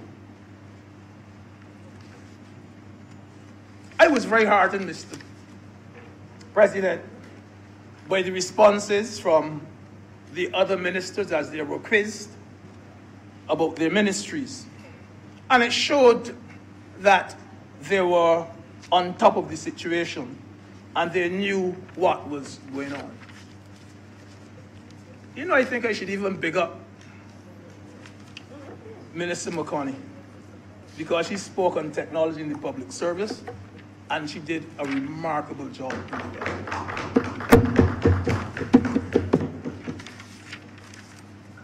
You know that the most probing questions in that exercise came not from the opposition leader, but from fellow ministers and colleagues who asked the real biting questions. I remember the Deputy Speaker of the House, Glenn Clark, Mr. Glenn Clark. He asked the Minister of Transport and Works whether he was prepared to do anything on those Silver Sands and Silver Hill and Ferry Valley routes that had hundreds of ZRs running one behind the other. It was Glenn who put him on a spot. And the chairman of the transport board had to be fumbling mum to answer those questions. It was from colleague to colleague, not the opposition leader. It was Minister Cynthia Ford, for instance, who asked, not the opposition leader, who asked the Minister of Health about 30 bodies which are still in the morgue. And that fact shocked most Barbadians. These are questions I expected to come from another direction. I heard a timid mouth. I heard a timid, I can be political. I heard a timid mouth. You know, sir, I also thought, and I'll be honest, I was very impressed with Minister Simmons. I thought he was extremely dynamic and brilliant representation of his ministry. But then you hear the comments coming from the leader of the opposition. to Senator Simmons, to Minister Simmons. He said things to him like, this is the leader of the opposition speaking. I commend the minister for his answers. He has earned his day's pay for today. That did not help the opposition leader. That didn't help him. He's a very good man. Not a good politician. Not a good politician. He's a good man. And he also, things like, the minister answered the question so well that he actually anticipated my next question. No. A good man, but not a good politician. So, Mr.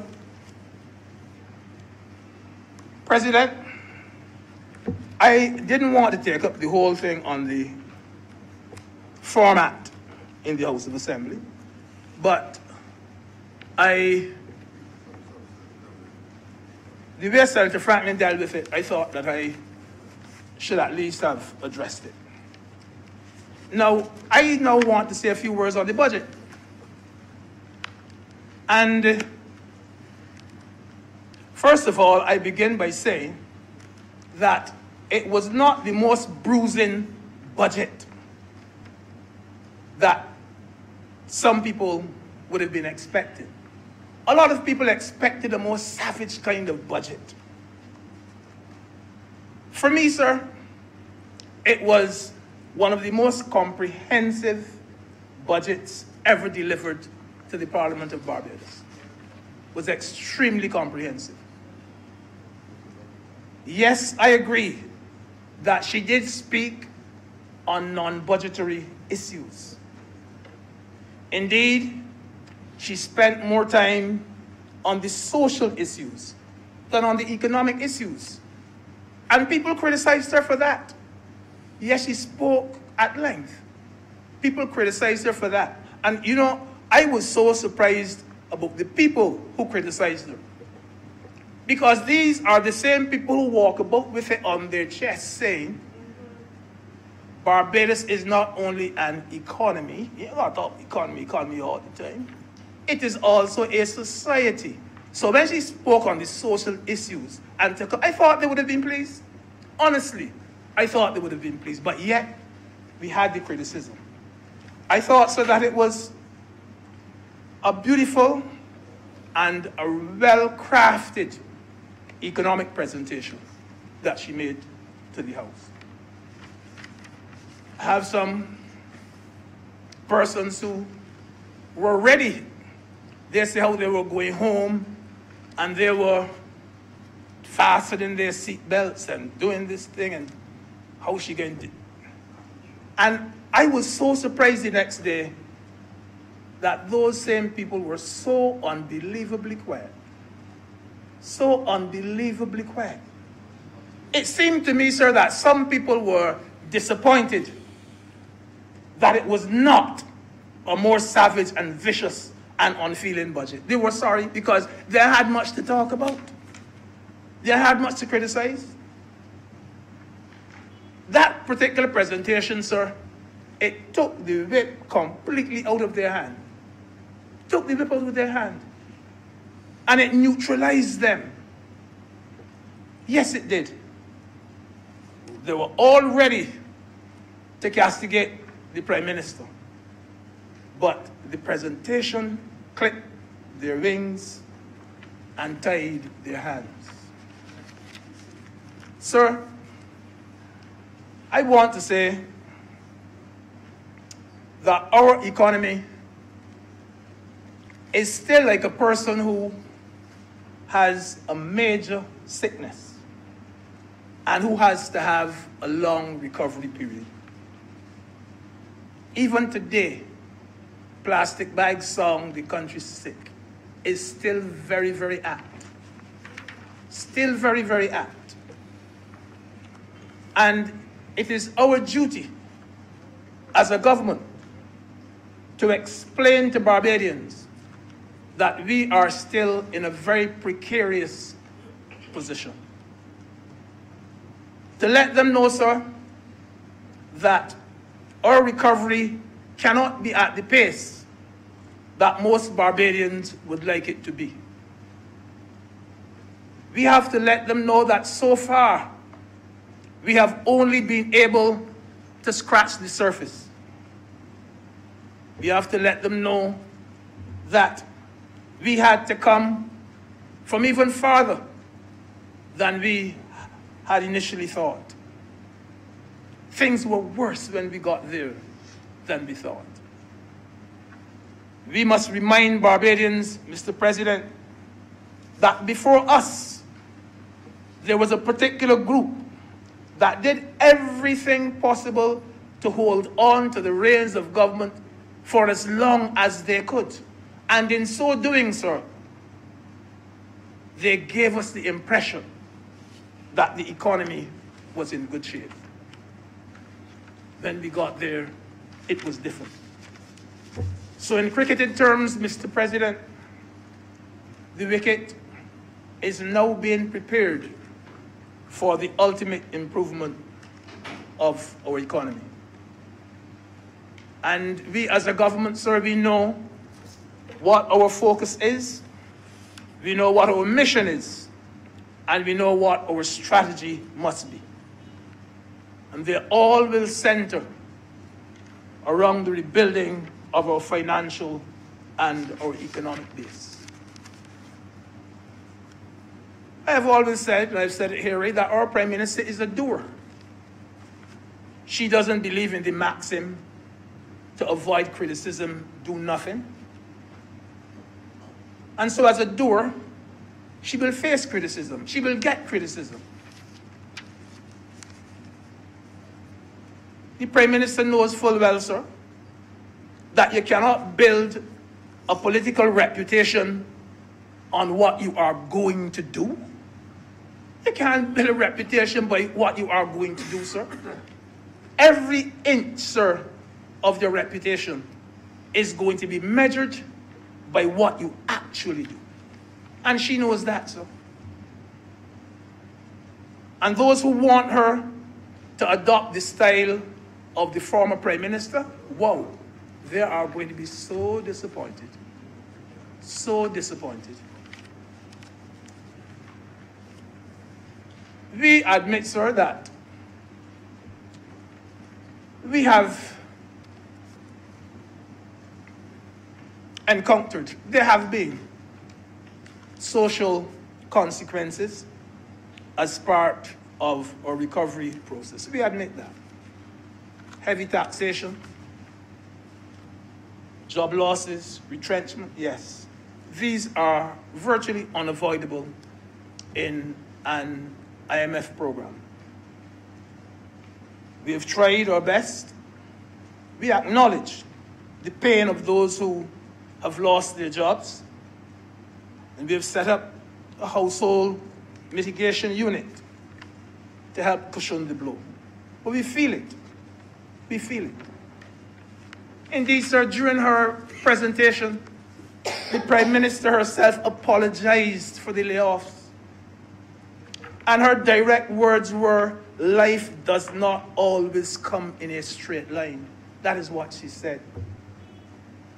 She said, you could hear the pain in her voice when she was saying it. She said, sometimes you have to cut off a toe to save a foot. That is what she said, sir. And she spoke about how the layoffs worried her and about the sleepless nights that she had. Sleepless nights, sir, she said. I believed her, sir. I believe her. I believe that she had sleepless nights. But I remember another Prime Minister, sir, before her. And he said that he didn't care about downgrades. He was not losing sleep over downgrades. And I believe him too. I believe him too. But what a contrast. What a contrast.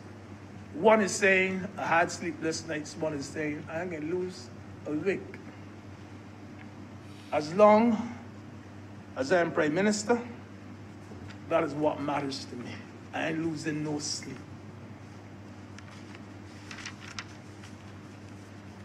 I like nuts, sir. And I believe all of us here like nuts, walnuts, or Brazilian nuts, or almond nuts, whatever. But one thing is true. If you really want to get at the kernel, you have to crack the shell. Oh, yes.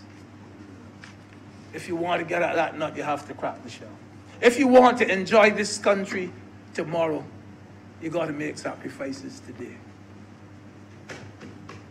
You got to make some sacrifices. We are in an IMF program. We have to make hard decisions. One thing we can do in making those decisions is to console ourselves with the thought and the knowledge that nearly every country that properly made these harsh decisions, they have come out of it, come out of that financial hole, and they're seeing a better life today. And we hope the same for Barbados. So I asked the country, I asked the Senate, to spare a thought for the Prime Minister. She has such a difficult job. She has to carry the kind of balancing act, a balancing act that was unknown to most ministers of finance. What do I mean? So I mean that the country is broke, stark broke.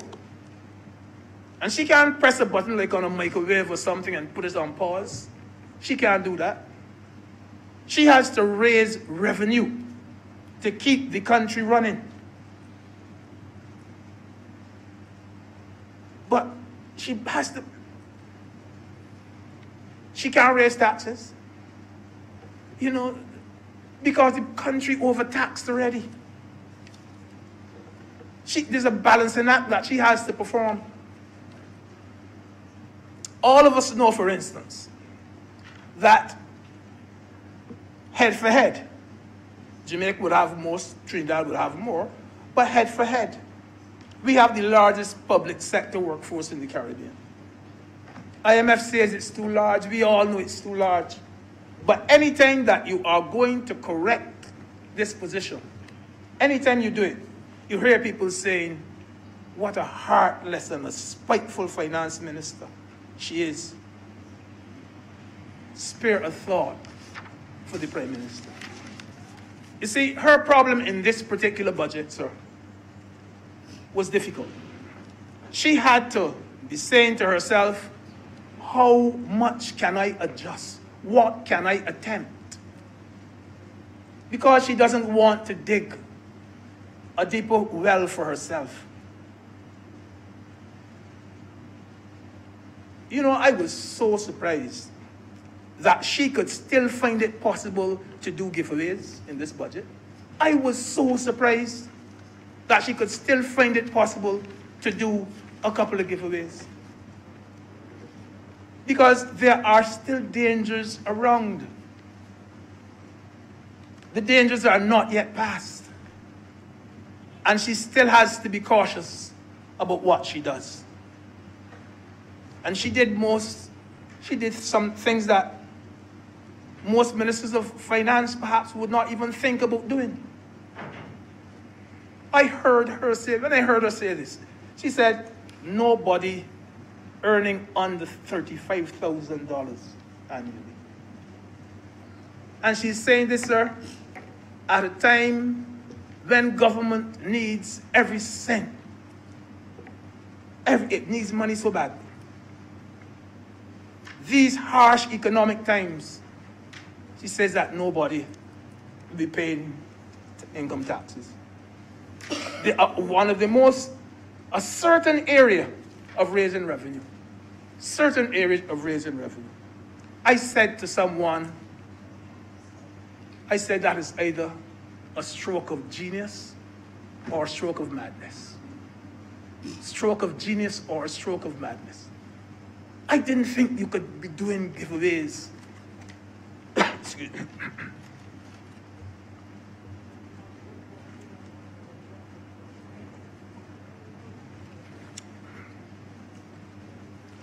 But I realized, sir, that she was actually putting people before herself.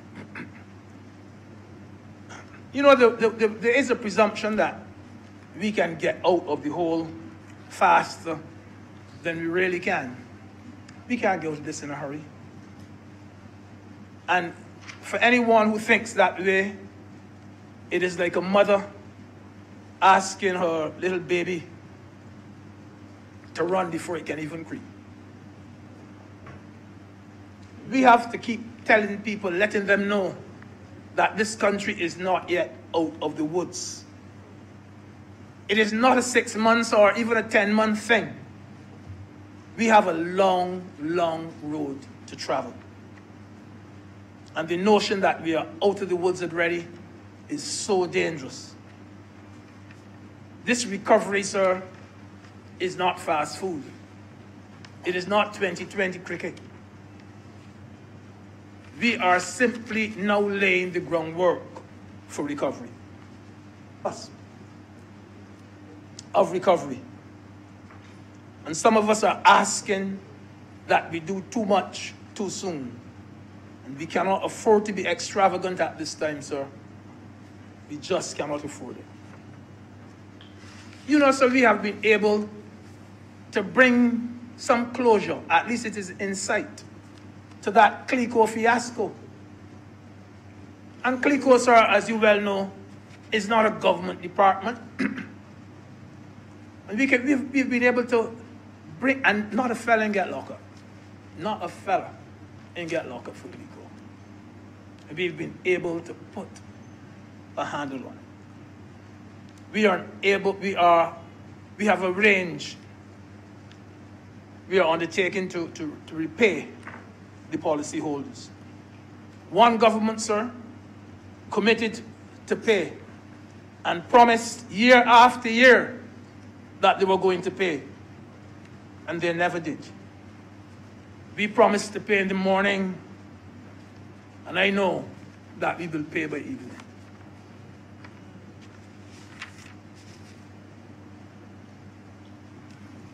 Sir, let me make the point again, sir, that our Prime Minister is one of the best politicians in the Caribbean. No doubt about that. Yes, she is aware that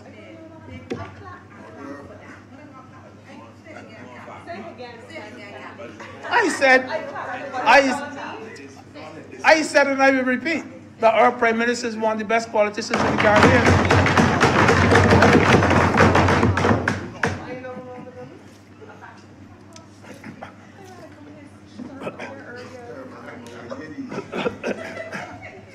But one thing I'm sure, sir, is that she's not going to do all of those rash things that people are calling on her to do. Not just to impress the naysayers. She's not going to do it. And that she's going to be very selective with her priorities. Because she clearly knows from what she has done in this budget, she clearly knows where she can bend without breaking. She knows it. And she knows of that line that she has drawn in the sand that she will not cross. There are some critics who may want her, sir, to commit political suicide. You know, I'm sorry that Senator Franklin is not in his seat. Because I remember when we had the debate here on the judges, we were appointing 5 judges, and we had come to the Senate before the estimates because we wanted to pass the bill, and then we wanted to make provision for the judges in the estimates. And we went through how expensive it would be to have these judges. And we spoke about cars to drive and having but all the expenses that go with it. And you know that in spite of that, it was expensive. It is an expensive undertaking. But on top of all of that, I remember when Senator Franklin stole the headlines the next morning by saying that the judges get chicken feed and the judge's salary should be raised. So on top of that expense that we already come in here and we did, he was asking us to do something more to give the judges. Yes, they deserve it. And the time will come when they'll get it. But we cannot do all the rash things that people want, excuse me, want us to do.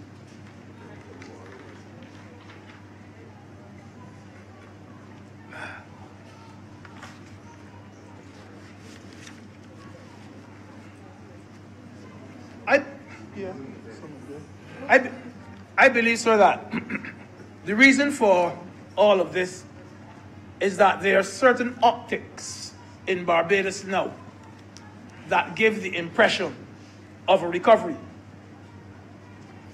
You know, people have seen us give the pensioners a raise.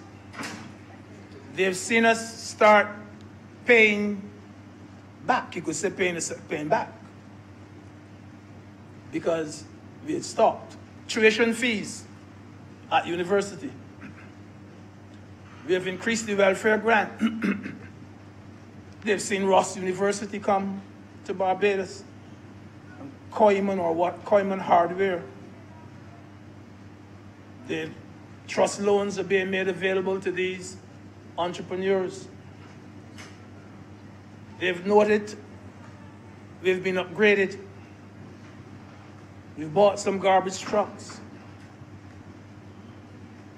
We have now said we will repay the CLECO policyholders. These optics, these things, perhaps are causing people to believe that we have arrived and therefore we can do this and we can do that. But those things cannot and have not turned around this country. Not yet. Yes, sir, there is some optimism. I agree there is some optimism. Investors are lining up. And you heard the Prime Minister say so herself. Confidence is returning to the country. But there's a big gap, sir, between optimism and eventual recovery.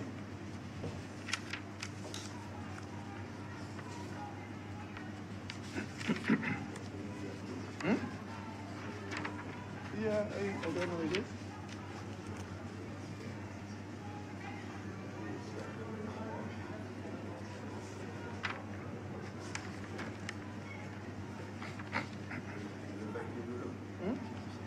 I won't say it's affecting me, but I can actually, I can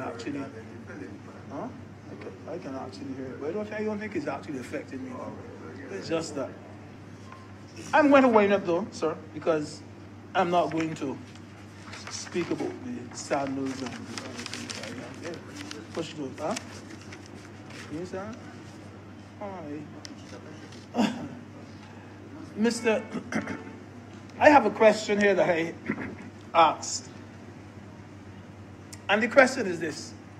Sir, why do we have to pull down our own people just to make a political point? Why do we have to pull down our own people just to make a political point? And I say so because, first of all, sir, Senator Franklin had made the same point, not today, in a previous debate. And also the leader of the opposition made the point in his reply to the budget.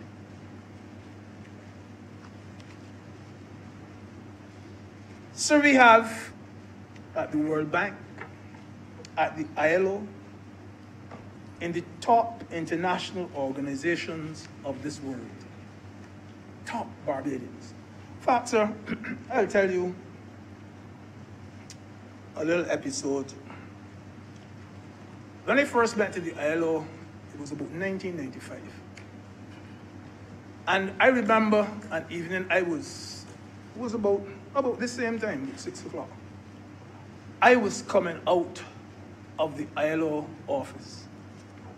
Right at the door, there was a gentleman coming in. And we met right at the door.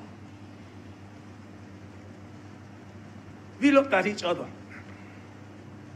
We realized that we knew each other, but didn't quite know from where. You know me, I a little shy. And I didn't talk first. So he said, I know you're from Barbados, but I do not remember who you are. And the moment he opened his mouth, though, I realized who he was.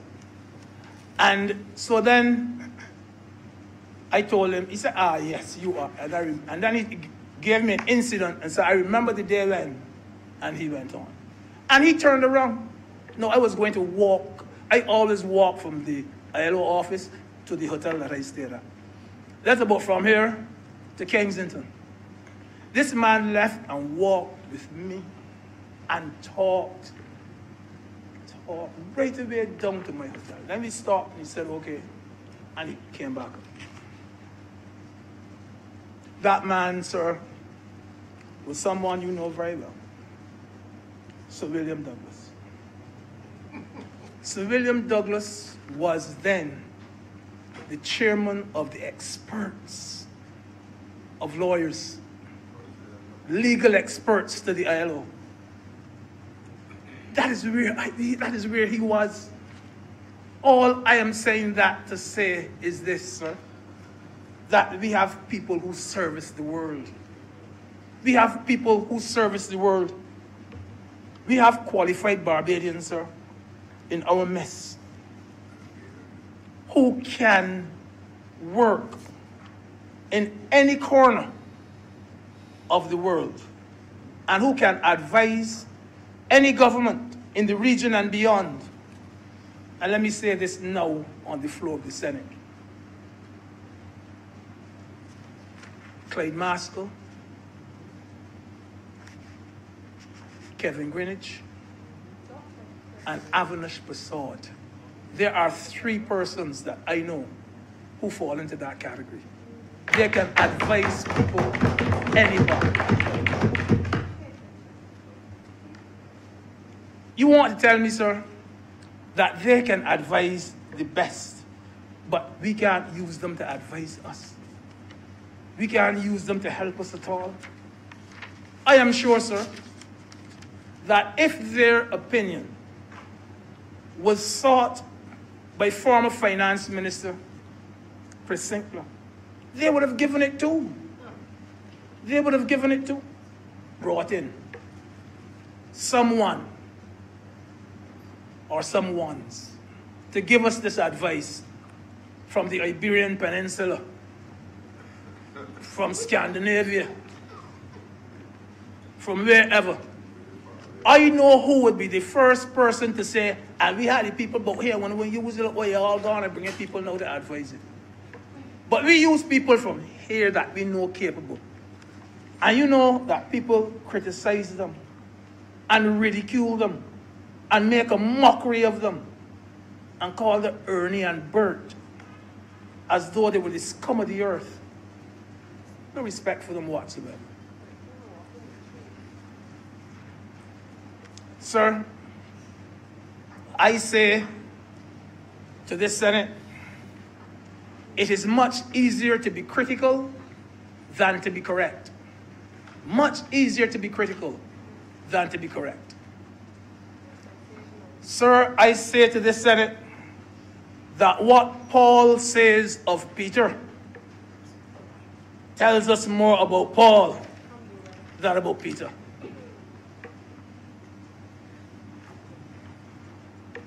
I say to this Senate, sir, that second-rate minds condemn everything which is beyond their grasp.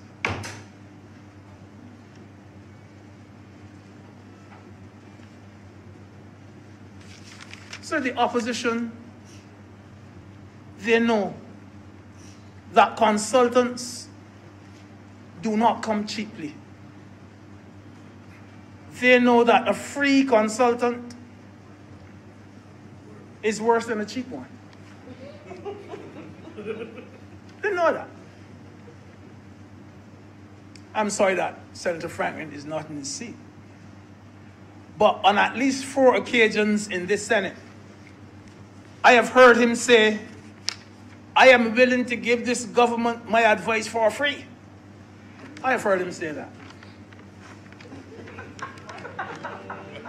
And perhaps, sir, he has wondered why the government is refusing his free advice and taking the advice of others for thousands of dollars.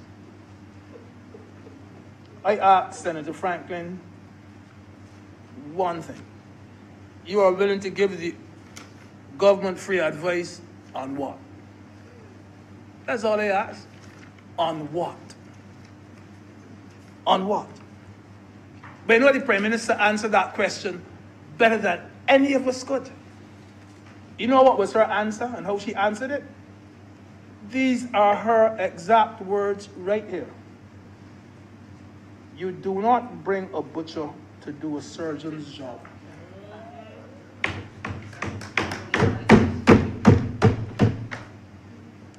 Better than any of us could answer it. Free advice on what? As the Prime Minister herself said too, it is not the cost of the consultants that you should look at. It is how much they have saved this country. That is what really matters. Wherever economic consultants of this caliber work, they are well paid and they're working for their money. It is not to say that these are people who were the president of the St. Michael North branch and president of the St. Philip South. These are not, this is not what these are qualified people, people qualified in the field. How could you give the impression that you put them there through stealth? And they're 5 cents and 10 cents now. And I believe we can feel this country, just make it a little move forward. And I believe that they have helped us to move forward. We are moving forward because of their advice.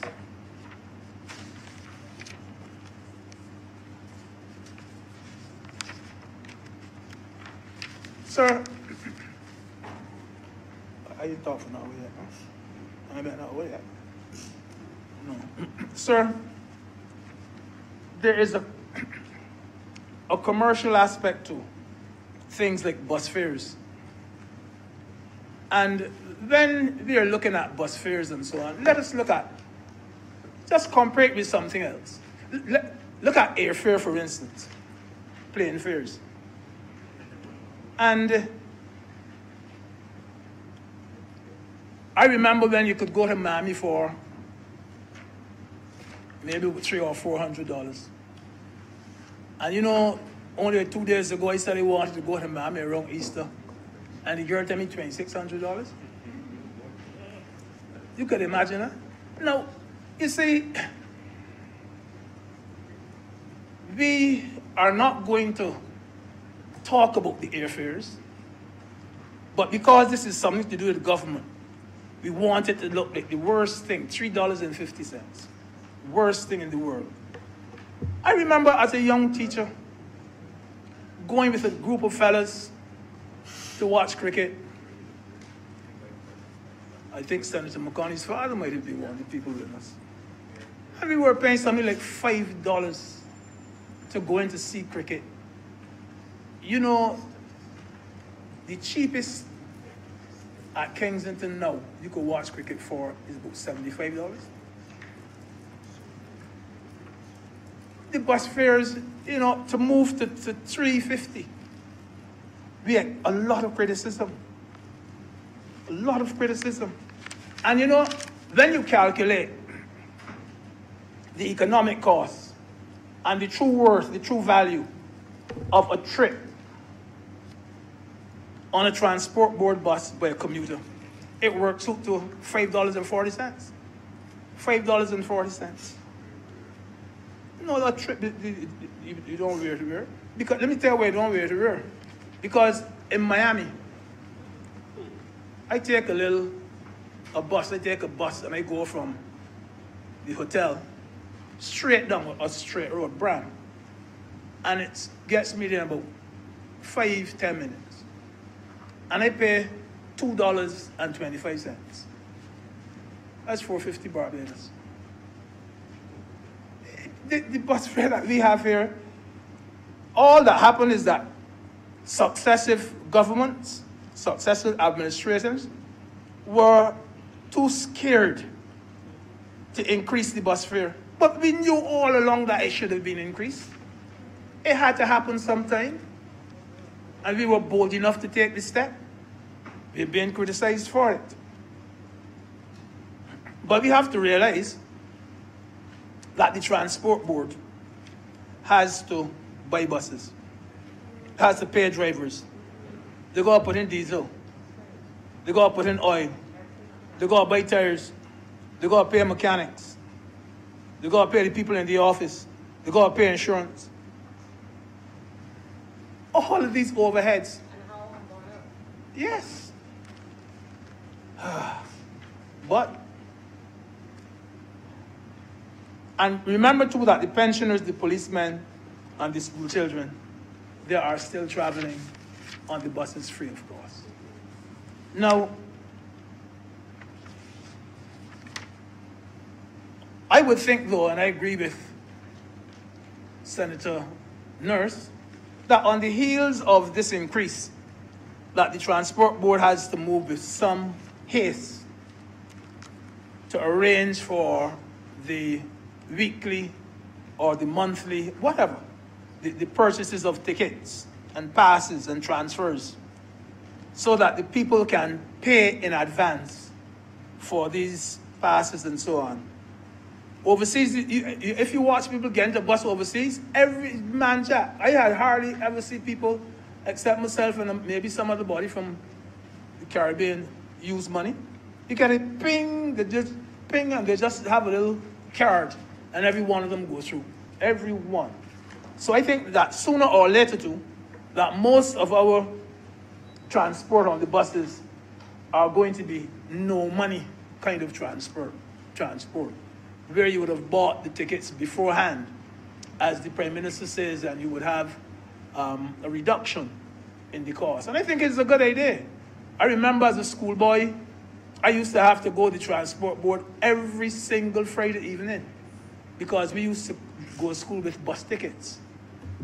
And if you didn't buy a ticket that Friday evening for the next week, then, you know, you're in trouble. You used to go borrow somebody's ticket or something. But we're coming to that. You buy weekly or you buy monthly, the truth is you buy your tickets in advance. Anyhow, sir, Senator Franklin, then, you know, he described our budget as a Robin Hood in reverse budget. But it is so easy, sir, for someone to criticize what they perceive going wrong. And it is amazing to me how some persons have all the answers to this country's economic problems. You know, one day you come in here and Senator Franklin is up in arms because you are too slow. The next day you come in here, he's up in arms because you're too fast. You know, you're damn if you do with him and you're damn if you don't. The point I'm making, sir, is this, that if we had given every person in Barbados $500,000 on a piece of land, there would still be people who would criticize us. You better believe it. If we had given every single Barbadian $500,000 on a piece of land, we would still get criticized. We would still get criticized. I sympathize with them, with the critics. people must find something to complain about. Some people must find something to complain about. I will be political. I will be political, sir. Attacking this government by that new party is not the way to go. I am sorry he's not in his seat, but I do believe that he's barking up the wrong tree. I do believe, sir, he's riding the wrong horse. I believe, sir, he's looking under the wrong rock.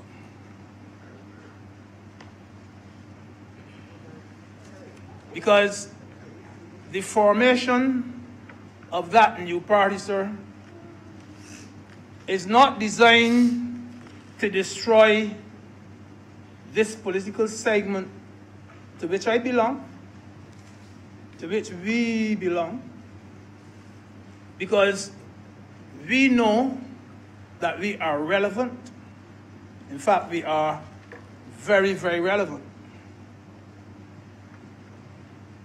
That new political party will have its battle for political relevance and political validity with another franchise. Not with this one, with another franchise. And so to him, sir, I'll be political to him and the other members of his group. I say to him, people still believe that you are harvesting what you did not plant. Not a fella in this country has ever put an X to say whether that new party is relevant or not. Not a fella. In fact, Dr. Bell was analyzing the whole situation on Sunday on the program, and I heard him refer to it as a political farce.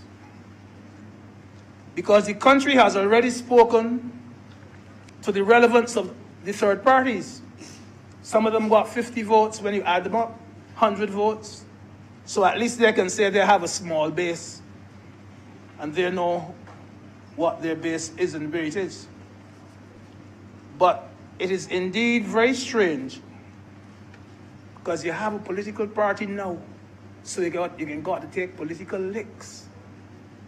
You can go out to take political licks. Yeah, it is very strange that a party receiving the second most votes is not occupying certain seats. It's strange. And that is where the battle is going to be. That is where the battle is going to be. Because you're harvesting what you did not plant.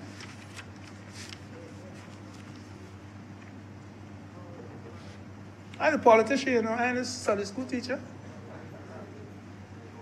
Not a Sunday school teacher. Used to be. I know, but the prodigal son and all them things. Now, Mr.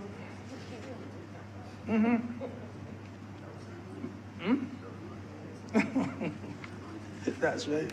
Mr. I think I have bored the house long enough. And I want to say too that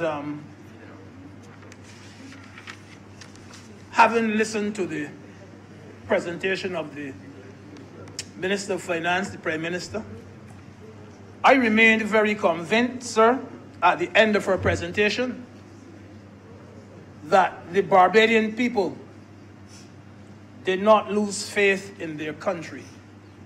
Having heard her, sir, the Barbadian people did not lose faith in their government. Having heard her, sir, the Barbadian people did not lose faith in their Prime Minister. I'm obliged to you, sir.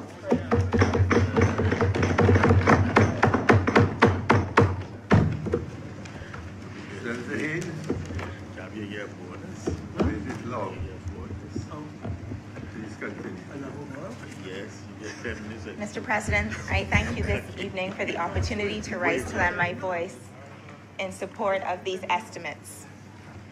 These estimates are a representation of this government's choices.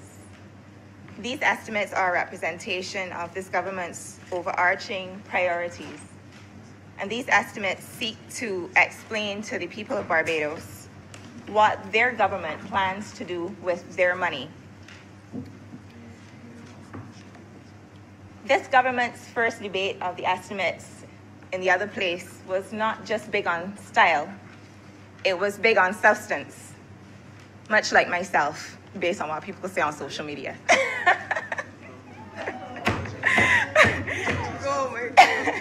The estimates indicate that this government is fully committed to not leaving Barbados in the state in which we found it on May 25th, 2018. We have turned our backs on an era where political expediency and personal profit left Barbados broken and bankrupt, and are walking into a new era where responsibility and responsiveness have led to surpluses and upgrades. So I'm not going to do like other members who are not in the chamber at this time and bluff and bluster. We all have a copy of the estimates, and I would like to draw your attention to a few things. So you can turn to page 5, table 6. And what I would like to draw your attention to is a heading that says debt service. The estimates approved for the period 2018 to 2019 had 1.69 billion Barbados dollars allocated to debt service. The upcoming fiscal that just passed in the other place, this fiscal year we are looking at $711 million in debt service. That's a $1 billion reduction in Barbados' debt service, a far cry from where we were 10 months ago. Once again, we're dealing with facts and figures, so I would like you to turn to page 8, table 8. And I want to show you where you can find the surplus that was recorded at the end of the last calendar year. Under capital expenditures, you would see that there was $573 million towards capital expenditures, and our amortization was $373 million. If you subtract the amortization from the capital expenditure, you get an idea that we have a surplus in the range of around $200 million. So we can see that we in this House who supported the debt exchange, that supported that, we are now seeing the fruits of the sacrifice. There has been pain, but indeed there has also been gain. And this is not the first time that Barbados has faced hard times. I was about 7 or 8 years old, but I can recall clearly the 8% cut, because that was the big talk back in the early 90s, 8% cut. Every single civil servant that was left after 4,500 civil servants were sent home saw a reduction in their income. Yes. Suffer the same fate, absolutely. And in the more recent past, 2013 to 2014, we saw about 3,500 civil servants sent home. Many sent home without a penny of severance. Many sent to a tribunal that did not exist.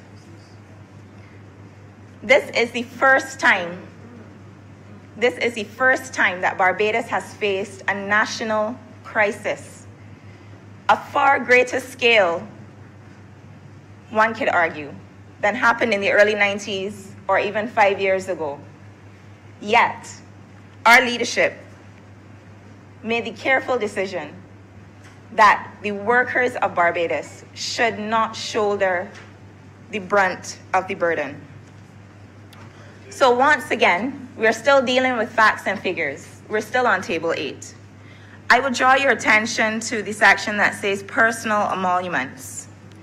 During the period 2017-2018, $723 million were expended on personal emoluments. How could it be that in a period, how could it be that in a period of austerity during an IMF program, this government has prioritized workers to the point that public servants' emoluments have actually increased by about $30 million, from $723 million 2 years ago to 754 for the coming fiscal year.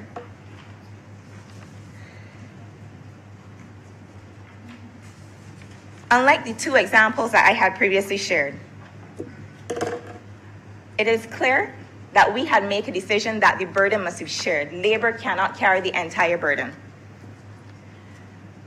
If we had to make a decision, if we had to take a sledgehammer approach like the previous administration had, we would have had looked to send home approximately 10,000 public servants. Approximately 2/3 of the public servants would have had to go home in order to accomplish the gains that were made through the debt restructuring. The debt restructuring that was in large part coordinated by the actions of Ambassador Maskell and Professor Prasad, who are so frequently ridiculed in the House by the leader of opposition business. Ultimately, our aim is to preserve the Barbadian way of life. Even through the rigors of an IMF program, this Mia Motley-led administration saw it fit to give public servants the first wage increase that they had had in 8 years. They saw it fit to reinstate free university tuition at the University of the West Indies to the benefit of working class people. Because I can tell you, I don't know if Senator Franklin has a degree or not, but I would not be a doctor today if my parents had to pay for me to go to the University of the West Indies. So that is something that I take great pride in having seen reinstated. They also prioritize being current in their accounts. This is the first time that the government has been current in a decade. And we're making a point of clearing arrears, clearing the VAT returns, the corporate tax returns, and the income tax refunds that are owed to the public. 80,000 individuals will benefit from receiving tax refunds within the next few months. Further to this, the issue of CLECO, an issue that was largely neglected. Promises after promises were made. And here we are seeing it fit even in a time of austerity to make sure that the vulnerable people, who many of whom are pensioners, working class and poor people that Senator Franklin cares so much about, we're making sure that they get their money back. And one thing that warmed my heart particularly was the fact that we saw an adjustment of the income tax rates, because we heard the cries of people because of the hardship. And like Senator Greenwich would have pointed out, even through the rigors of the program, to find something to give away, to have still found a way to give people an ease, it is heartening. Because what a reduction in the income tax rates means for each of us is that each worker in Barbados, each category of worker, poor, rich, and in between, will have more disposable income, more purchasing power. That has a direct impact on our economy. Because guess what? If I have more money in my pocket, it means I might be able to bring my helper in another day. I might be able to take the kids out for something after school. And that is how the wheels... Mr. President, I would kindly ask you to ask the senator on the opposition side to quit distracting me with his side talk. Many of you would remember the bailout that a former U.S. president gave to the automotive industry in 2009. And what I am seeing between the income tax refunds and the slashing of the income tax rates, I choose to see that as a stimulus, an economic stimulus for Barbados. people are getting an ease. They're literally getting more money in their pockets and more money in their hands. Because yes, Mia still cares. And I will not stand here tonight and tell you that it has been an easy road. Difficult decisions have had to be made out of necessity. We all know where we're coming from. A situation where the debt to GDP when we took office was around 170%, where we have 4 weeks of import cover, where we came to office and discovered $1.9 billion in arrears. We know where we're coming from and we understand why this has to be done. It has not been an easy road. And one of the tough decisions that we have had to make has pertained to bus fares. But the reality is that the situation simply was not sustainable. We had a situation where the Transport Board is losing about $40 million on an annual basis. The Transport Board that we all pay towards only controls about 20% of the market share.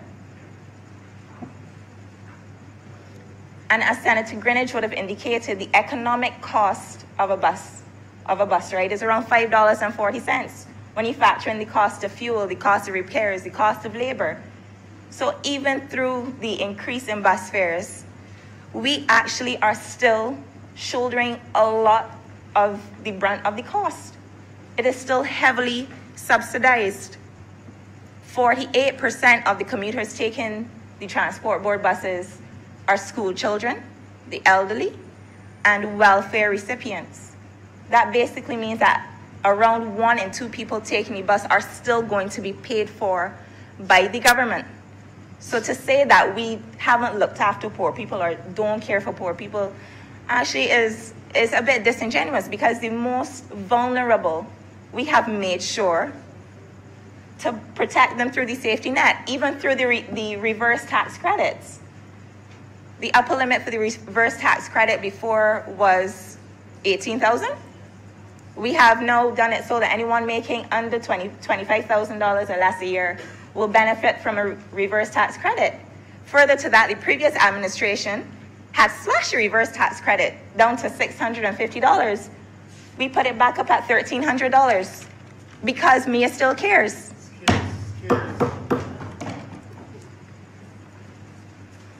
So austerity is definitely bitter. On budget day, I remember going on to Facebook and one friend posted a photograph of a Vaseline tub saying she's preparing for budget. But I responded by posting a picture of Buckley's. And I just said, it tastes awful, but it works. So we're taking our Buckley's with a spoon of sugar. And that sugar analogy might not be the best one to segue into my talk on health, but we'll move on into health. So earlier we spoke to these estimates being about priorities. And I was heartened to see that the provision of health services in Barbados has been ring-fenced. Just about a week ago, I saw a surgeon from my former place of work. And she asked, how could you guys cut the budget to the QEH? So I had to take the time to explain to her, and I will take the time to explain to the House and to the public how the QEH is being financed. Okay, that is on for those who are following. Did I lose my marker? No, here it is. Okay, so it's on page 267 if you have your estimates. So the approved estimates for the Queen Elizabeth Hospital for the period 2018-2019 were $145 million. Anyone casually looking at the estimates for the upcoming fiscal year would see $129.5 million. What I had to explain to her, and what I will explain to the House this evening, is that everyone here certainly should recall that we had voted on something called the Health Service Contribution. It was one of the first bills that we passed in this chamber when we were first appointed. What those funds seek to do, actually what those funds are doing $4 million every month go directly towards servicing the Queen Elizabeth Hospital. In a full calendar year, that is around $48 million. The other thing that I had to draw to her attention is that we front-loaded healthcare. So you might recall that in the Prime Minister's mini budget, we front-loaded healthcare through the provision of funds to the renovation and upgrades to the Accident and Emergency Department. So $11 million went to Accident and Emergency, and an additional $3 million went towards upgrading 2 polyclinics that we'll speak to in a bit. So when you actually do the math between the health service contribution, what's allocated in the estimates, and front-loading with the $11 million for the Accident and Emergency renovation, we're actually at $188.5 million for the QEH. And I would draw to your attention, remember last fiscal year, they only got $145 million. So I just want to let the public know and to reassure them that in no way are we walking away from our obligation to look after the citizens of Barbados in terms of their health. Your facts is separate than mine. Now, with regards to the Accident and Emergency Department, I had mentioned the $11 million that was allocated through the mini budget. And based on my listening to the chairman of the QEH board and the Minister of Health during their presentations in the House, we're already seeing signs of improvement. So as I was made aware, the door to triage time, or simply put, the time between signing in and your first point of contact, which will be typically a nurse, has been reduced from about 45 minutes to 25 minutes.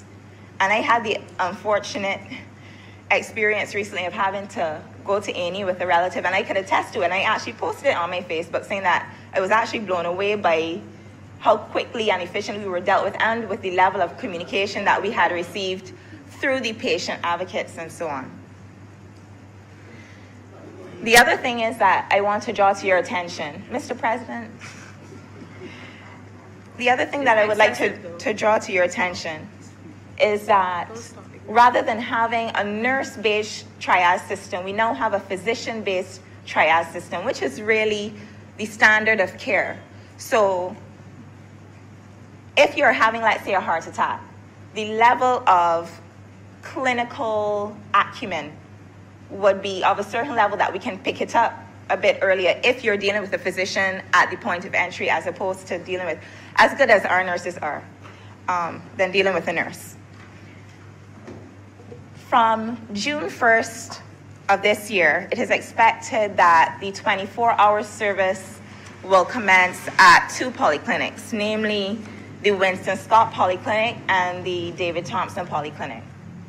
Both of these polyclinics are expected to be provisioned with ambulances as well, which is a great move, because what we're trying to do is to decentralize from just the ambulance service here in town, and I believe there's ambulance at Arch Hall Fire Station. You'll also have one on the east, which is a fantastic move.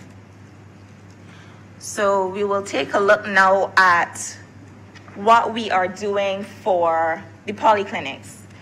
And many of you would have noticed a change in the nomenclature of the ministry, from the Ministry of Health to the Ministry of Health and Wellness. And we have prioritized wellness for a number of reasons. Because if we can stop disease before disease sets in and becomes established, we as a nation will be way better off. So you would notice the 2 main polyclinics that will be having the 24-hour service provision. The Winston Scott Polyclinic's budget has gone from $5.8 million to $10.6 million for the upcoming fiscal.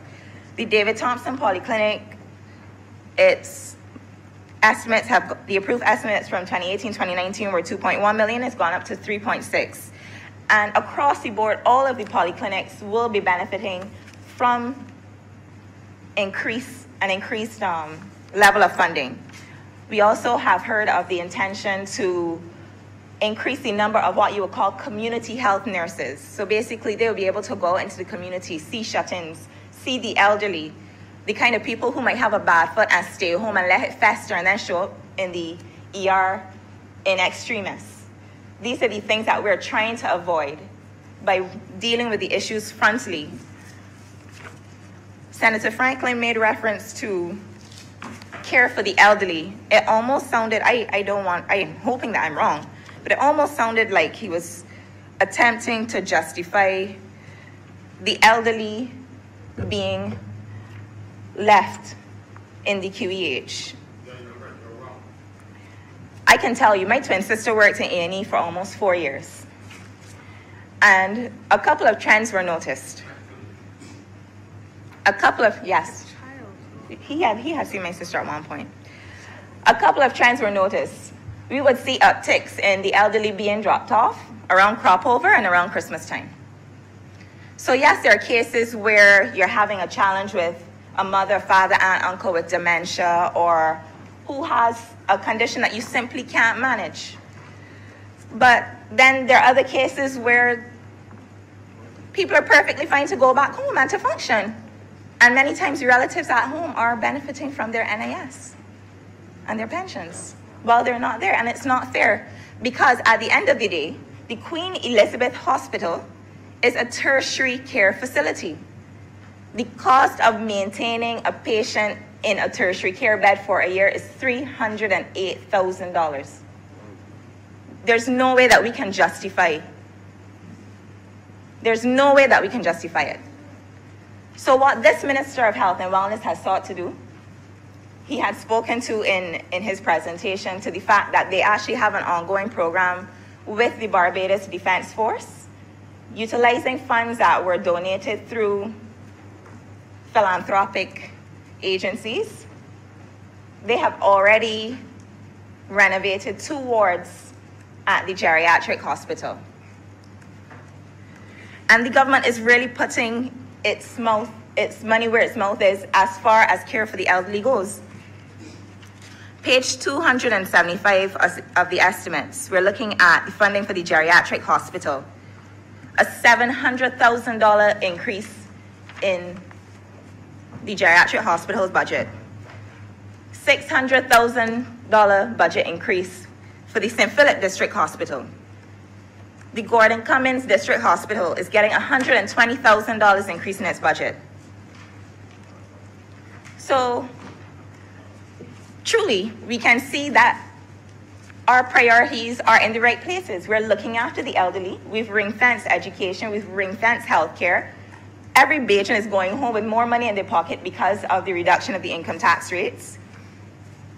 So a lot of the commentary that or atmospheric noises, the PM referred to it as, I truly don't believe has been fair. And I believe truly that anyone who has sat and watched all 5.5 hours of the estimate, so that they would not have missed anything that she said, would be aware of some of the initiatives that the government has chosen to prioritize. You didn't have your time. Why don't you allow her hers? There are other perennial problems that we're facing in the public healthcare system. And one of those perennial problems relates to a critical and chronic shortage of nurses. So many of the nurses who are successfully completing examinations at the Barbados Community College are not meeting the standard on the regional level. So I was made to understand that the last sitting, I'm not sure how many had sat the examination, but about three or four persons passed the examination. And I believe this is something that we need to look at. And the government, once again, is dealing with the issue head on.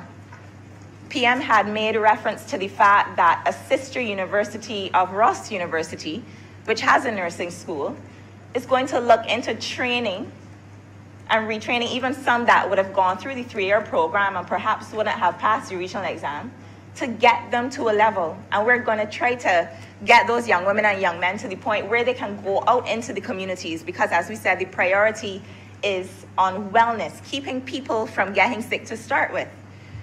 And why are we doing this? We're doing this because about 12 new patients go on dialysis every month.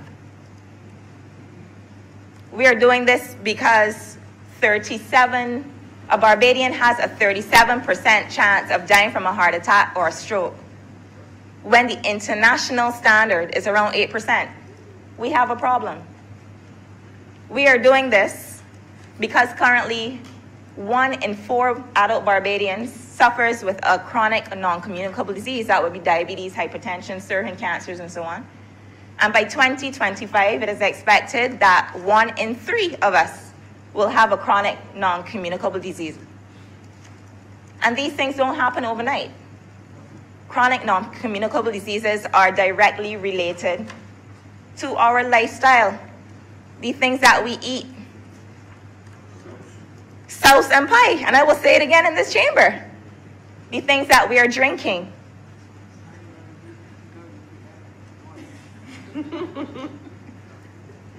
We have an epidemic of childhood obesity, where 1 in 3 children is either overweight or obese.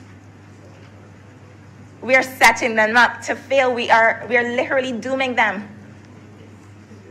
So I can fully get behind the minister and the ministry's effort to deal with health, and particularly with the emphasis on wellness. And I've gone through the estimates and shown you how we are seeking to prioritize wellness initiatives. So I'll close by just saying that the PM asked us in her budget presentation to stay the course. And I'm heartened because you can actually start to see things change. The bush is being cut. The road markings are being repainted. The lights on the highway are being turned back on. The garbage trucks and the buses will come. And I had the opportunity to speak to Senator Grant over the weekend, and 5 new garbage trucks landed over the weekend. It's not going to be in the press. But the garbage trucks, things are getting better. And things are not just getting better on paper, they are getting better. So when she asks you to stay the course, it's because she knows that these sacrifices will be worth it. So I am going to plead with you also to stay the course. And thank you for the opportunity to speak.